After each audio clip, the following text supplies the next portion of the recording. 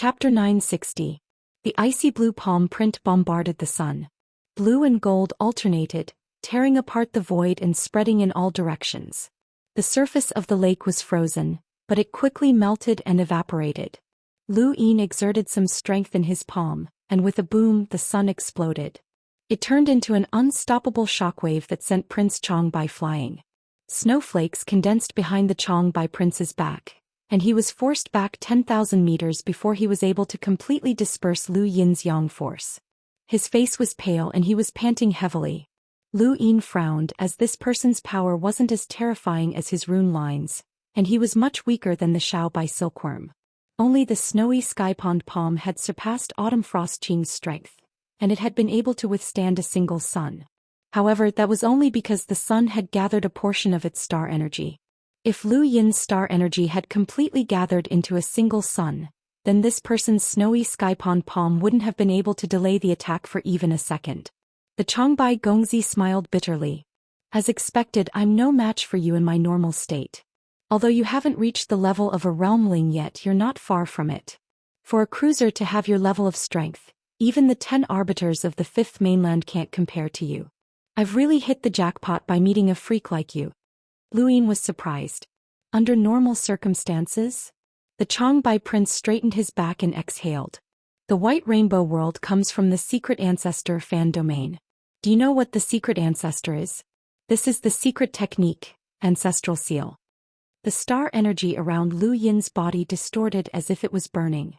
His face flushed red and he spat out a mouthful of blood. Secret technique. Divine bestowment. With a loud shout, the Changbai prince's eyes became bloodshot. Waves of terrifying qi surged and spread out.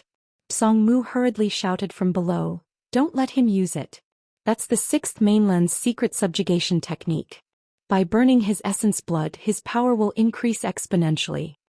Lu Yin was shocked and subconsciously attacked the Changbai prince, but since it was a secret technique, it would not be so easily interrupted.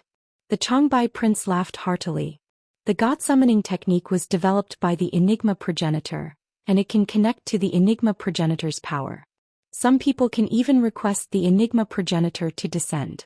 Although I can't do that, I can at least increase my strength a bit. For example. He then raised his hand. Empyrean Lake, Snow Palm. The giant icy blue palm hovered in the sky before pressing down on Lu Yin. Lu Yin's hands and feet turned cold even before the palm had fully pressed down. Its power had more than doubled from before. Lu Yin himself had mastered a secret technique, but it was rare for him to encounter an enemy who had mastered a secret technique. It wasn't rare, it was practically non-existent. Secret techniques had the ability to turn something rotten into something miraculous, like the Godfall technique. This secret technique had greatly increased the Changbai Gongzi's power, forcing Lu Yin to use the Aeon Evolution True Scripture to weaken his opponent's strength. The Changbai prince experienced the same feeling as a 4th-stage power tool refiner. His icy blue snowy palm was pierced through and Lu Yin slapped down. The Changbai prince was sent flying once more, but this time he was pushed back another 10,000 meters. He stared at Lu Yin in shock. Was that a secret technique? Haven't you been watching from the side? Lu Yin shouted and chased after the Changbai prince. His pupils transformed into runes that weakened the Changbai prince's strength once more, and the Changbai prince almost spat out blood. He had relied on the Godfall technique to increase his strength, but Lu Yin had used the Universe Evolution True Scripture to weaken his strength. Even though the Changbai prince's strength had increased by a lot, Lu Yin had not weakened his overall strength. This was disgusting. The Changbai prince's overall strength had increased, but a certain part of his body had been weakened, and that part just so happened to be where Lu Yin had attacked. Even if the Changbai prince's strength increased by several times, it would still be useless. The Changbai prince finally understood how a 4th-stage power tool refiner had been beaten to the point of spitting blood. Even if the Godfall technique could increase one's strength, it would not be of much use to this person. The Changbai prince was very decisive and he immediately fled. He could not defeat Lu Yin, and if he did not flee, he would be courting death. Lu Yin chased after the Changbai prince, and the distance between them and the lake grew larger and larger. At this moment, a new battle situation appeared on the surface of the lake. Two figures appeared in the distance at the same time. One had killed Elder Crimson Moon, and the other had come to her rescue. Fortunately, Elder Crimson Moon was not weak, or else the shockwaves from their attacks would have been enough to kill her. One of them was a 4th-stage power tool refiner from a forging family, while the other was Yen, a super powerhouse whose power level had reached 470,000. He was not from any of the Innerverse's great powers, but rather from Shamrock Enterprises. He was the secretary of Shamrock Enterprises' Innerverse CEO, and his appearance was not a coincidence. According to the plan, his innate gift was enough to cooperate with Elder Crimson Moon to kill all of the 6th Mainland's cultivators. This was because his innate gift was illusory energy. Unfortunately, the plan had been foiled before it could even begin. Although the Tong family and the Eyeless clan had caused a group of people from the Outerverse to participate in the war for resources, they had also disrupted Starsabil's plans. In the distance, the Riemling's toolmaster had been searching for Wendy Yushan, wanting to capture her. He had not been able to find her, but he had mysteriously bumped into Lan Si. The Riemlings and the 10 Arbiters were natural enemies. The battle between the two had shocked everyone. Even further away, countless Innerverse cultivators who had been imprisoned had escaped their cages and were being pursued by the 6th Mainland's powerhouses. Shiyu's face was pale and her clothes were tattered. She cut a sorry figure as she had also been imprisoned and had been lucky enough to escape. However, the 6th Mainland's imprinter who had been watching over them all this time had made a move and no one had been able to stop him. Even an elder from Chaos God Mountain named Song Song had been severely injured, and it was unknown whether he was dead or alive. Her eyes were filled with fear and she did not know if she could escape. If she could not, then she would commit suicide. It was better than being distributed as a slave, and Lan Yu had committed suicide. There were too many people who had the same thoughts as her. They had been captured and could not even commit suicide. Now that they had been accidentally released, even if they could not escape, they had obtained the right to commit suicide. Their luck was pretty good. Although Starsabil's group did not have any envoy-level powerhouses who could stop an imprinter, the Outerverse group did. Elder He had appeared and blocked the imprinter's path. Lu Yin had originally wanted to kill the Chong Bai Gongzi, as he was an elite genius of the 6th Mainland. Killing someone like him would be a waste of resources. However, after chasing for a while, the Chong Bai Gongzi's strength had been boosted by the Godfall technique, and he was incredibly fast. Lu Yin could not catch up, so he could only helplessly turn back. However, before he could get very far, his attention was drawn to a battle not too far away. It was actually Starsabil and her opponent was an imprinter. The 6th Mainland's transport fleet would not only be guarded by a single imprinter, and Starsabil's mission was to delay an imprinter. Although she was not strong enough to win with the Starsabil sect's mystical divination techniques, she was able to delay the imprinter. Lu Yin was astonished. He had seen Starsabil's battle before, and it had been during the Astral Combat Academy tournament and the Tournament of the Strongest. She had used divination techniques to avoid attacks in advance and even reserve them for future attacks. During the Tournament of the Strongest, Tianho had relied on attacking the entire arena to force Starsabil to admit defeat.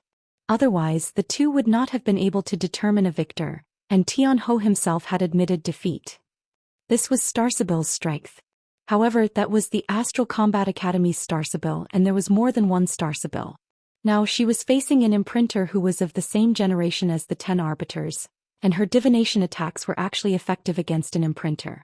According to the classification of blacksmithing families, Starsabil's opponent was not an imprinter, but a 7th stage blacksmith. At this moment, the 7th stage blacksmith was very depressed and sullen. The woman in front of him was like a mouse, and she was always able to avoid his attacks by the skin of her teeth. That would have been fine, as he could have enveloped the entire world within his attack, and this woman would have died without a doubt. However, he was depressed because he could not attack this world because there were star essence beneath his feet.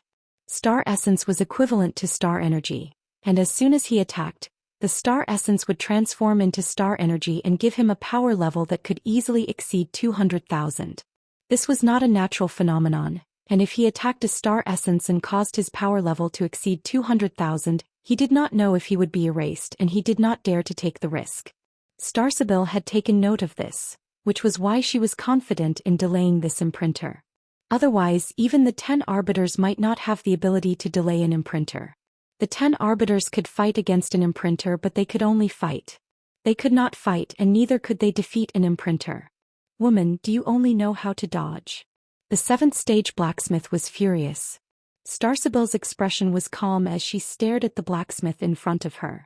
As the hammer smashed down, she took a step to the side. The hammer crashed to the ground, causing a shockwave to ripple outwards. Strangely, the shockwave was perfectly avoided by her, and it did not even touch her clothes. I'm sorry, Senior, but you can only stay here, Starsibyl said. The 7th stage blacksmith wanted to leave, but all the star essence he had obtained during this trip had been gathered here, and their value was too great. Who knew if this woman would bring along an oversized cosmic ring and take away all the star essence in one go? After several years of fighting, he had a good understanding of the people of the 5th mainland. Many of them liked to play dirty. It would be fine if he lost the star essence, but he did not want to be played and ridiculed by others. Helpless, the 7th stage blacksmith could only waste time with Starsibyl. He had thought that it would take a long time, but suddenly he saw Lu Yin out of the corner of his eye. He became excited and he gave up on Starsibyl and rushed towards Lu Yin. Brat, you dare to come here? You're courting death. Starsibyl frowned as someone was obstructing her. She had already informed the others of her plan, and they were not allowed to approach this place. It seemed that this person was from the Outerverse. As she thought about it, she looked over and was astonished. It was actually Lu Yin, that unequaled limiter. Starsibyl had a deep impression of Lu Yin because of his answer. He had told her that he had money, and that he could become stronger with money. This answer had left a deep impression on her, and she had tried divining this person before, but she had not been able to find him. Lu Yin had been the one she had paid the most attention to among the limiters. She had not expected to meet him here. Starsibyl felt that it was a pity, as Lu Yin was now targeted by a 7th stage blacksmith. He would definitely die, and even if she could not save him, she could only protect herself. It was a pity, as this person was such a genius. If he had continued to grow, he might have been able to take over the 10 arbiters' position in the future. A 7th stage blacksmith was equivalent to an imprinter, and aside from the 10 arbiters, only someone like Starsibyl, who had a divination ability, would be able to survive after being targeted by an imprinter. Lu Yin was just a puny cruiser, and even Starsibyl did not think that he could escape. Divination was not omnipotent, as it was based on countless analyses of the current situation and the most likely outcome. However, this situation was not something that ordinary people could see, and there were also things that ordinary people could not see. This involved a mystical realm. However, no matter how mystical it was, divination was not omniscient and omnipotent. It was impossible to predict that the unequaled limiter would grow to a level that was close to the 10 arbiters in just a few years. Even Starsibyl had not expected this, let alone this 7th stage blacksmith. Chapter 961. Starsibyl saw Lu Yin standing there in a daze, but she did not even have the desire to remind him.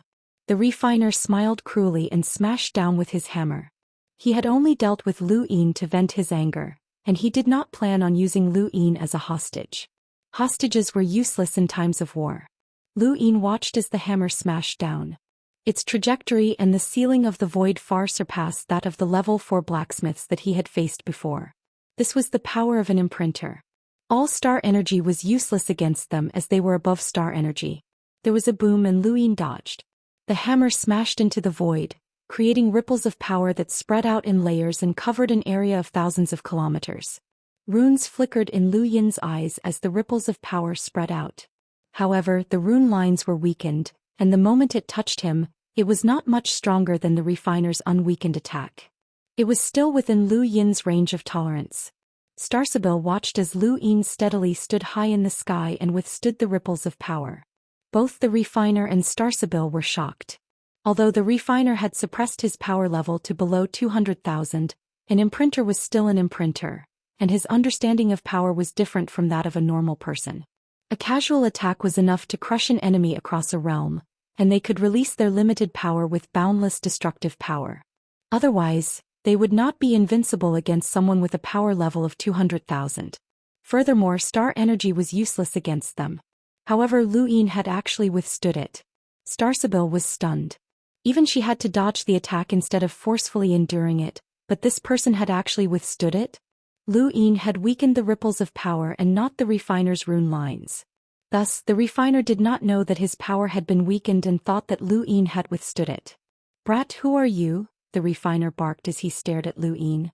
There were some people who looked young but had lived for a long time. There were quite a few of these people, but they were easy to distinguish.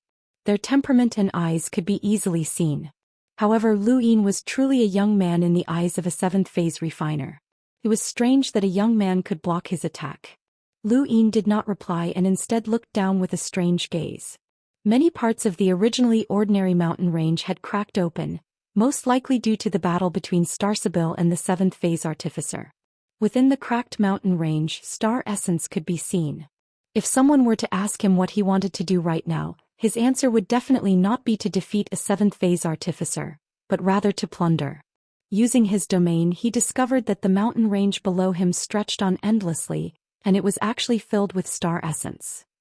How many? A single mountain range would have at least 100 million star essence, and there were dozens of mountain ranges below Lu Yin, but that wasn't even all of them. Lu Yin's breathing quickened. There were too many of them, too many to count.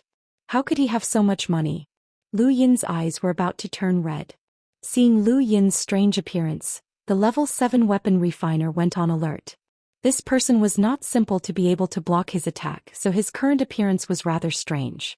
In the distance, Starsabil did not move.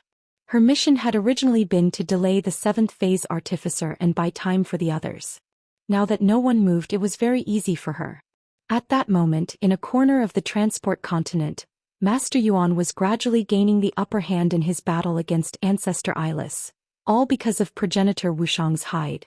A progenitor's item was extremely useful in Master Yuan's hands, but Progenitor Wuxiang's hide had not been erased by Tianxiang because it did not produce any rune lines. If not for the fact that Master Yuan had suppressed his power level to less than 200,000, he would have been able to determine the victor long ago. Ancestor Eyeless was no match for Progenitor Wuxiang, and the ninth-phase artificer who had been escorting the transport team took action. At the same time, the Tong family's patriarch hid in a corner to recover from his injuries. The entire transport continent was thrown into chaos. The group of experts that had been sent to delay the ninth-phase artificer could only delay one imprinter. Although the transport team was in chaos and it seemed like the Innerverse cultivators had the upper hand, this was the Innerverse and most of it was under the control of the Sixth Mainland. Master Yuan believed that the transport team had already contacted the Sixth Mainland's experts, and reinforcements would arrive soon. He did not want to be held back here, as even if he won, the rest of the team would definitely die. With that thought in mind, Master Yuan used Progenitor Wuxiang's hide to repel Ancestor Eyeless and the ninth-phase artificer. He then transmitted a message to the entire transport continent, ordering everyone to evacuate. The Outerverse cultivators naturally listened to Master Yuan. The group from the Innerverse had originally come here to destroy resources, and not only had they destroyed many resources, but they had even released the Innerverse cultivators who had been imprisoned.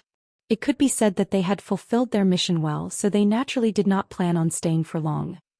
However, even if they wanted to leave, it would not be so easy. Ancestor Eyeless also transmitted a message to all the Sixth Mainland's cultivators to stop the Innerverse cultivators, as reinforcements would arrive soon. Starsabil looked up at the corner where Master Yuan was fighting. Should they evacuate? It was time. She took out something that looked like an altar and stood in the middle of it, but no one knew what she was going to do. In the distance, Lu Yin and the seventh-phase artificer were still staring at each other warily. When they saw Starsabil's actions, their faces changed and they leaped forward. The seventh-phase artificer thought that Lu Yin was going to attack, and he took out a hammer and swung it down. A powerful energy ripple spread out once again, and this time, it covered a radius of 5,000 kilometers. Starsabil frowned and helplessly put away the altar. She avoided the energy ripples and looked at Lu Yin. "Stop him. I'll buy some time so we can escape together." Lu Yin weakened the energy ripples' rune lines and blocked another attack. He stared at Starsabil. "Escape together? You should be the ones escaping." Starsabil's eyes flashed. "What do you mean?" Lu Yin barked. "Since you dared to come here, you must have a backup plan that can allow you to escape. That thing should be able to drag everyone away. If I'm not wrong, everyone who attacked this continent has been marked by you." Starsabil was shocked. This person knew quite a bit. This was a method of the Starsabil sect. Since you know, then help me stop him. I can take you away, Starsabil said. At that moment, the 7th phase artificer realized that the woman was actually trying to escape. He ignored Lu Yin and swung his hammer at Starsabil. You want to escape? Dream on. Starsabil dodged and looked at Lu Yin. Stop him and you'll be rewarded. I'll guarantee that you'll be crowned a king during the general appointment. Do I need your protection? Lu Yin sneered. His strength was enough to be crowned a king, and only a king could fight against an imprinter. Starsabil's tone was gloomy. What do you mean, Lu Yin? Are you trying to betray the Innerverse? Lu Yin replied, if you escape, then our group from the Outerverse will be finished. Wait for our people to leave first and then I'll guarantee that I'll help you escape. Starsabil shouted, you accidentally intruded, so there's no way for you to escape. Do you want us to die with you? The cultivators of the Innerverse cannot be compared to those of the Outerverse. Do you know how important the attackers are? They come from various powers. Your lives are important, but are the lives of our Outerverse people worthless? Lu Yin raged. Starsabil frowned. Don't make a mistake, Lu Yin. Otherwise, I can destroy your reputation and banish you from the universe forever. Lu Yin's eyes flashed coldly. You can try. Starsabil was helpless. She had tried all sorts of threats and temptations, but this person was not afraid at all. She had investigated this person before, and he had dared to challenge the Day-Night clan when he was just a melder. Indeed, he was fearless.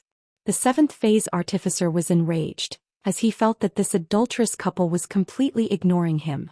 He wanted to unleash a powerful attack to destroy them, but the conditions did not allow him to do so. Once he unleashed his attack, he might not even know if they were dead or alive, and he might be finished. The more he thought about it, the angrier he became, and his attacks became even fiercer. The disgusting thing was that Starsabil was always able to dodge his attacks. Lu Yin, you have to look at the big picture. Even if you have to give up the entire Outerverse, you can't give up on the Innerverse. The Innerverse is the root of the 5th mainland, Starsabil continued to persuade him. Without Lu Yin delaying the 7th phase artificer, she would not be able to use that item. Lu Yin did not listen to her at all. Right now, the Innerverse and Outerverse cultivators on the transport continent were evenly matched in strength with the 6th mainland. If the Innerverse cultivators escaped, then the Outerverse cultivators would be doomed. Wendy Yushan, Aiden, Kai Jianqiang, the Black Masked Assassin, Yu Mu, Astral Nine's Dean, and the elders would all be finished. Lu Yin would rather take a gamble and bet that everyone would be able to escape before the 6th mainland's reinforcements arrived than give up on the Outerverse. What bullsh**. Big picture. It was not as important as his family and friends. If we die as well, then there will be no one left to deal with the Innerverse in the future. No one will be able to hold back the 6th mainland, and they might even break through the cosmic sea and truly rule over our 5th mainland. When that happens, you will be a sinner, Starsabil said sternly as she glanced at Lu Yin.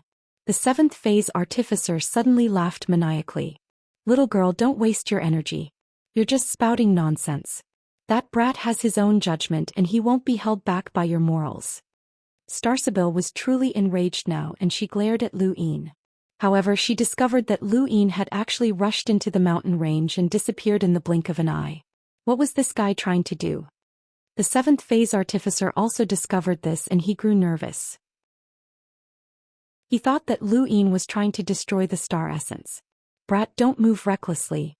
You'll cause a celestial phenomenon. He then ignored Starsabil and rushed into the ground as well. Starsabil's eyes lit up, and she immediately took out an altar to begin working. Lu Yin had originally planned on collecting star essence, as it would be a waste to leave so much money here. However, he had not expected that the 7th phase artificer would actually come down here. He waved his hand and countless star essence flew into his cosmic ring. When he saw that the 7th phase artificer had followed him down, he grew anxious. What are you doing down here? That woman is trying to escape. Brat, what are you trying to do? Don't move recklessly. If you're not careful, you'll cause a celestial phenomenon. I know. You go up. I'm just taking some and leaving. You go up. You first. You first. The 7th phase artificer stared at Lu Yin as if he were a thief, ready to attack at any moment. Lu Yin had no choice but to collect another wave of energy and jump out of the ground. At this moment, Starsabil's altar shone brightly, and on the transportation platform, the Innerverse cultivators' bodies all glowed with light. Everyone was relieved that they could finally leave. Lu Yin rushed out of the ground and saw that Starsabil was trying to escape. The altar had already raised a screen of light, and he was not unfamiliar with this scene. Back then he had been able to escape from the Greyweed continent by relying on the Skyfire Dojo's altar. It's New Year's Eve. Thank you all for your continued support, and I hope that the new year will be just like this chapter's title. Earn more money and live better lives. Suifeng was too busy at the end of the year, but no matter how busy he was, he still had to update. Thank you for your support, brothers. Suifeng has done his best. Thank you. Chapter 962. Starsabil's lips curled up when she saw Lu Yin appear. I'll remember all of you. Our departure is a foregone conclusion, so try your best to stall for time. The longer you stall for time, the greater your future contributions. Don't worry, I'll ensure that your contributions will be distributed to your descendants. Remember, stall for time as much as you can. Not only was this woman planning to let the Outerverse people die, but she was also using them to stall for time. Lu Yin's eyes narrowed. That altar was probably similar to the one in the Skyfire Dojo. Even Madame Red could not catch up to the altar there, and it was also very difficult to destroy. Madame Red was a world imprinter, which was equivalent to a level 9 master. This was Starsabil's final trump card. They had not come to ambush the transport team to die. Starsabil had plenty of backup plans. Lu Yin's mind raced. He could not let the Innerverse people escape, or else they would definitely die even if Master Yuan was around. There was still hope for them if the Innerverse people stayed behind. As he thought about it, a thought flashed through his mind and he retrieved something from his cosmic ring. It was Starsabil's invitation letter. Starsabil's invitation letter was a very mystical item. Lu Yin did not know how the Starsabil sect had made it, but it could tear through the void and directly reach Starsabil's side. Bai Shui had once said that her sister, Bai Qian, had discovered Qinyu Day Night on Neptune and had used an item with an invitation letter to open a spatial gate and leave. At the time, Lu Yin had not known what an invitation letter was, but after thinking about it he realized that it was most likely Starsabil's invitation letter. He had also asked a few people and the answers he had received were the same. Starsabil's invitation letter could directly reach Starsabil's side, which was very mystical. This was the Starsabil sect's method. In the distance, Starsabil saw Lu Yin take out the invitation letter and her face paled. She had given this invitation letter to Lu Yin back at the Sea King's Dome as she had other uses for it. However, when she saw Lu Yin take it out, her expression changed. Lu Yin, don't be rash. Starsabil shouted. Lu Yin smiled and then disappeared. When he reappeared, he was already beside Starsabil. The originally glowing altar seemed to have encountered an external force, and it actually started to distort. A curtain of light then spread out in all directions, sweeping through the world. Everything that was swept by the curtain of light immediately vanished. Lu Yin, you're crazy. We'll be torn to shreds by space-time. This was the first time Starsabil had lost her composure. Those who knew her well knew that she had never lost her composure before. She was always calm and composed, as if everything was under her control. However, at this moment, a rare look of panic appeared on her face. Lu Yin's scalp went numb and he subconsciously wanted to flee. He had only wanted to destroy the altar, but who knew that the consequences would be so severe? Speaking of which, he hadn't even destroyed the altar yet. Was it because of this invitation? Just as Lu Yin was about to speak, the screen flashed and the two disappeared. In the distance, Ling Kei, who had been chasing after Lu Yin all the way here, was also struck by a torn screen of light and disappeared as well. Only the 7th phase artificer was left behind. Everything around him was dark. From time to time, there would be flashes of lightning or cracks in the void. Lu Yin felt as if he was about to be torn apart, and intense pain radiated from his body. He suddenly recalled Starsabil's words. He couldn't have really been torn apart, could he? There was a splash as an icy sensation spread throughout his body. Lu Yin's breathing stagnated, and he opened his mouth to find a large amount of water gushing into it. He had fallen into the water, but he wasn't dead. Before he could feel happy, violent thunder rumbled and fell from the sky. It fiercely smashed into his body, causing his entire body to go numb, and smoke almost came out of him. Fortunately, the power of the thunder was not enough to harm him. Lu Yin finally managed to clearly see his surroundings. Was this the sea? There was a boundless blue sky in the distance and there were even floating clouds. When he looked up, there was a sudden clap of thunder in the void. There were clearly no black clouds, but there was lightning that had appeared out of nowhere and smashed into the ground not too far away. Water was a conductor of electricity, and he had been electrocuted. He felt numb. F***ck. There was a miserable howl as a familiar voice sounded out.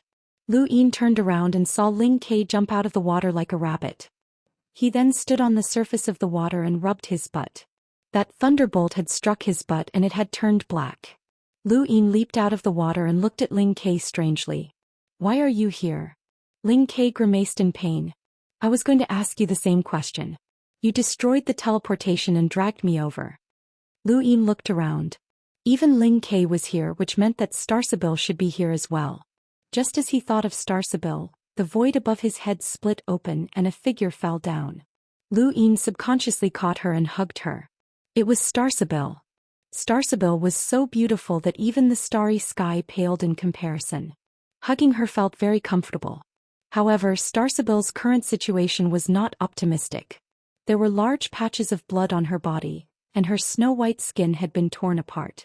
Lu Yin and Ling Ke were in the same situation, but they had come out earlier than Starsabil, so she was in an even worse state. Starsabil frowned and a pained expression appeared on her face. Her gaze turned cold as she was hugged by Lu Yin. How much longer do you want to hug me? Lu Yin released her and with a splash, Starsabil fell into the sea. Right after that, a thunderbolt came crashing down from the sky. Lu Yin did not move and allowed the thunderbolt to descend from the sky and land on Starsabil's body. Starsabil was electrocuted. In the distance, Ling Ke was stunned and he gave Lu Yin a thumbs up. Bro, you're awesome. Lu Yin lowered his head as Starsabil slowly rose from the sea. She was panting heavily as she took out a pill from her cosmic ring and ate it without saying a word.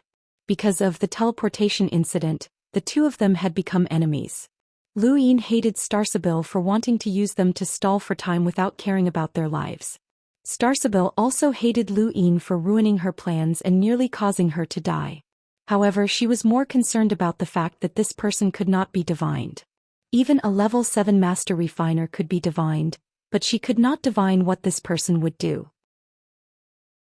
She was the one who had sent out the invitation letter, so it was reasonable to say that it should have been divined as well. This was what Starsabil was most concerned about. Without the suppression of astronomical phenomena, it was normal for her to not be able to divine an envoy-level powerhouse. However, Lu Yin was only a cruiser, so why couldn't he do it? He could not figure it out. Ling Ke looked at the two in admiration. One had calmly tossed a beauty aside and allowed the thunderbolt to strike her, while the other had been tossed aside and not gotten angry even after being struck by lightning. These two fellows must be crazy. Do you know where this is? Lu Yin calmly asked. Starsabil looked around and was astonished. This should be the Cosmic Sea's thunderstorm zone. We're in the Cosmic Sea? Lu Yin was stunned. This was a rather large distance. Starsabil calmly replied, Our original destination was the Cosmic Sea. That item was my most precious treasure, but it was destroyed by you. I can't allow my friends and family to be used as scapegoats to stall for time, Lu Yin said. Starsabil's tone was unpleasant. I've already said that everything is for the greater good. It doesn't matter, Lu Yin casually replied. Starsabil was helpless. There's no point in saying that now. The two's conversation was very calm as if nothing had happened. Ling Ke was stunned and he walked over. I'm sorry to disturb the two of you. Does anyone know the way? I feel like I'll be struck by lightning again if I stay here any longer. Lu Yin looked at Starsabil. Starsabil looked around and then flew forward. Ling Ke's eyes lit up. You know the way? Oh. Starsabil indifferently replied. Ling Ke was flabbergasted. Then why are you so confident? Starsabil glanced at Ling Quebec. I can divine it. Alright, there was nothing wrong with that statement. Since someone from the Starsabil sect had said it, Ling Ke felt that it was especially reliable. Lu Yin rolled his eyes. Divine it? It didn't matter where they went. There was a huge battle in the Cosmic Sea and they could always find someone. Lu Yin just hoped that they wouldn't end up in the 6th Mainland's headquarters. Currently, the most intense battle between the two mainlands was in the Cosmic Sea. Starsabil led the way while Lu Yin and Ling Ke followed behind. Ling Ke moved closer to Lu Yin and whispered, "Brother, how does Starsabil feel?" "Soft," Lu Yin replied with 2 words. Ling Ke was excited and ran over to Starsabil's side. "Starsabil, I can see that you're tired and heavily injured. Do you want me to carry you?" Starsabil's gaze turned cold. "You're courting death." "I'm sorry," Ling Ke apologized and then returned to Lu Yin's side with an unwilling expression. Lu Yin ignored him and checked his cosmic ring. There was a mixture of joy and worry in his eyes. He was happy that he had suddenly obtained more than 9 million star essence, which was more than all of his previous wealth. However, he was worried that he had only obtained 9 million star essence, which was an entire mountain range of star essence. It was all that old man's fault. If not for him, Lu Yin would have been able to collect even more star essence. It was a pity that he didn't know if he would have such an opportunity in the future. He couldn't help but look forward to it. If he could collect all of those star essence, he would have struck it rich. His die, which required the most resources, possessed 6 pips, would probably be able to send him to the back of the upper 3 gates. What a pity, what a pity. They flew for 20 minutes without seeing anyone along the way. Ling Ke moved closer to Lu Yin and kept asking him questions. Lu Yin woke up from the joy of obtaining star essence from his cosmic ring, but he was still worried about the battle on the transport continent. He hoped that the cultivators from the innerverse and outerverse would be able to escape. He felt guilty towards the cultivators from the innerverse, but there was nothing he could do. If they stayed, then the people from the outerverse might be able to leave alive. If they escaped, then the people from the outerverse would definitely die. How did you cultivate in the outerverse? You were actually able to exchange blows with a level 7 master, and even Starsabil had to flee. Ling Ke sighed in amazement as he had wanted to ask this question for a long time. In front of him, Starsabil was also listening as she also wanted to know the answer. To most people, the outerverse was a barren land without any cultivation resources, and there were very few star essence. Thus, it was even less likely that there would be any fortuitous encounters. However, Lu Yin's current display of strength was a little exaggerated. To put it bluntly, he was now a 5-cycle cruiser. Even the 10 arbiters might not have been able to surpass Lu Yin when they had been at his level. Starsabil was most curious about how Lu Yin had managed to avoid being divined. Lu Yin did not answer. Ling Ke kept asking as if he wouldn't give up until Lu Yin answered. Helpless, Lu Yin changed the topic. "Actually, I came to the innerverse once before. I went to the Starfall Sea." Ling Ke was astonished. Lu Yin thought about it. "About 2 years ago." Starsabil looked at Lu Yin. "You went to the Starfall Sea?" Lu Yin nodded. The Starfall Sea is completely under the Tong family's control, and the Sea King's dome has been reduced to a mining area. The Boundless Continent's 72 dojos have all been destroyed. How did you escape? It's New Year's Eve. I wish all of you a happy family and a prosperous new year in both love and career. Thank you for your support. Chapter 963. Lu Yin smiled when he heard Starsabil's question. The Skyfire Dojo has something similar to the one you just used. The Sea King also has a progenitor item, so we escaped to the outerverse. No wonder I thought I saw someone from the Starfall Sea. Ling Ke understood. Starsabil did not say anything and continued to lead the way. She now knew where Lu Yin had found out about the altar's use. Is the Sea King still alive? Lu Yin asked as he looked at Starsabil's back. Starsabil calmly answered, I don't know. Lu Yin's eyes dimmed as the odds were against him. The Sea King had shattered the so-called 3 upper gates, which had led to the 6th mainland's invasion of the innerverse and outerverse. He was the main culprit behind this war, and countless people had died because of him. He might have even caused the destruction of the innerverse and outerverse. But at the same time, he had restored the 5th mainland's sky and given the 5 astral children a chance to become progenitors. He had given the 5th mainland a sliver of hope. If the 5th mainland's sky had not been restored, then it might have never been able to give birth to a progenitor, and it would have forever been inferior to the 6th mainland. This was a huge gamble. If they won, then the 5th mainland would not fear the 6th mainland, but if they lost, then everything would be over. Only someone like the Sea King would dare to take such a gamble, as even the Hall of Honor would not dare to do so. The Hall of Honor seemed to be protecting the human race, but in reality, it was more like they were protecting their own interests. The healing pills that they had brought with them were quite effective, and even Starsabil, who had been the most heavily injured, had already disappeared. However, it would still take some time for her to fully recover. Even with Lu Yin's tyrannical physical body, he had only recovered from the superficial wounds. It was clear that Starsabil was not lying when she said that his body had been torn apart.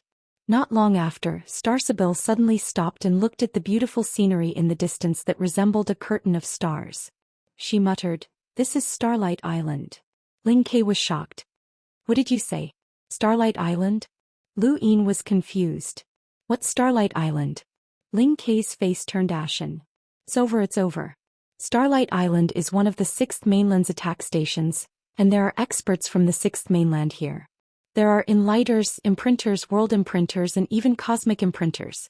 The 6th Mainland spent several years exploring the cosmic sea, and Starlight Island is one of the areas they are familiar with. Lu Yin looked at Starsabil. Starsabil calmly replied, "The cosmic sea's astronomical phenomena are unpredictable, and only the 4 pirate lords know about them. Even if someone from the Neoverse wants to cross the cosmic sea, they still need the 4 pirate lords to lead the way. The Innerverse, various great powers have been defeated and have retreated to the cosmic sea, while the 6th Mainland chased after them. After several years of trying to figure out the astronomical phenomena, countless people have died, but they still managed to find a few stable regions. Starlight Island is one of them, and many of the 6th Mainland's experts are gathered there." Lu Yin was speechless as this was too much. He had been thinking about not going to the enemy's headquarters, as Starlight Island was one of the 6th Mainland's main headquarters for their invasion of the Neoverse. "Run. Otherwise we'll be finished if we get targeted by those imprinters. There are plenty of imprinters in the 6th Mainland, and it's not impossible for a freak like the world imprinters to appear. If we run into a realmling, we'll be finished. Those who are second only to the realmlings aren't that bad either. Let's hurry up and run," Ling Ke hurriedly said. Starsabil's eyes flashed. "We won't be able to escape. We just passed through the inner circle of Starlight Island, which is why there aren't many people here. If we want to leave, we'll definitely pass through the outer circle, which is filled with the 6th Mainland's experts. It's still better than the front. Starlight Island is right in front of us," Ling Ke whined. Lu Yin's expression suddenly changed. "Someone's surrounding us. There are people coming from all directions." He saw countless rune lines converging from all directions. "They couldn't have discovered us, right?" Ling Ke cried out. Lu Yin shook his head. "No. How do you know?" Lu Yin's eyes narrowed. There weren't many rune lines, and the strongest one was an early hunter. If the enemy had discovered them, they wouldn't have sent so many people over. Of course, he couldn't deny that some of these people were hiding their strength, as there were techniques that could reduce the number of rune lines released. Lu Yin suddenly looked in a certain direction. "Let's go to the bottom of the sea. There's someone there." Starsabil and Ling Ke did not object, as they had both witnessed Lu Yin's strength. Even if Starsabil was confident that she could remain undefeated, it was unlikely that she could defeat him. Lu Yin was considered one of the top powerhouses below the 10 arbiters, and throughout the entire Outerverse, only the top of the top 100 rankings could match him. Perhaps even the second-ranked Tai Yuanjun might not be able to match him. Only the top of the top 100 rankings, who is publicly acknowledged to be the successor of the 10 arbiters, could match up to him. The 3 of them hid at the bottom of the sea. Thunder continued to rumble in the sky, occasionally crashing into the sea and causing it to rumble. In the distance, a large ship slowly sailed over without concealing itself. At the bow of the ship, a young man was hugging a beautiful woman as he laughed and spoke loudly. There were dozens of servants following behind him, and a group of cultivators were tied up around the ship. The ship was not moved by oars, nor was it moved by machinery. Instead, it was pulled by the bound cultivators. They were cultivators, boatmen, and slaves. They were all cultivators from the Innerverse. Quite a few cultivators from the 6th Mainland gathered from all directions and surrounded the ship. Some of the cruisers boarded the ship and respectfully said, "Sir, please reveal your identity and your imprint before you may enter Starlight Island." The young man's face sank and he walked over. "This isn't my first time on Starlight Island. Are you blind? I bought all these slaves from Starlight Island. The cruiser was put in a difficult position. Sir, anyone who enters Starlight Island has to show their imprint. You dash. Before he could finish speaking, there was a loud slap as the young man slapped the cruiser off the ship. The cultivators from the Sixth Mainland were furious and they all stepped forward.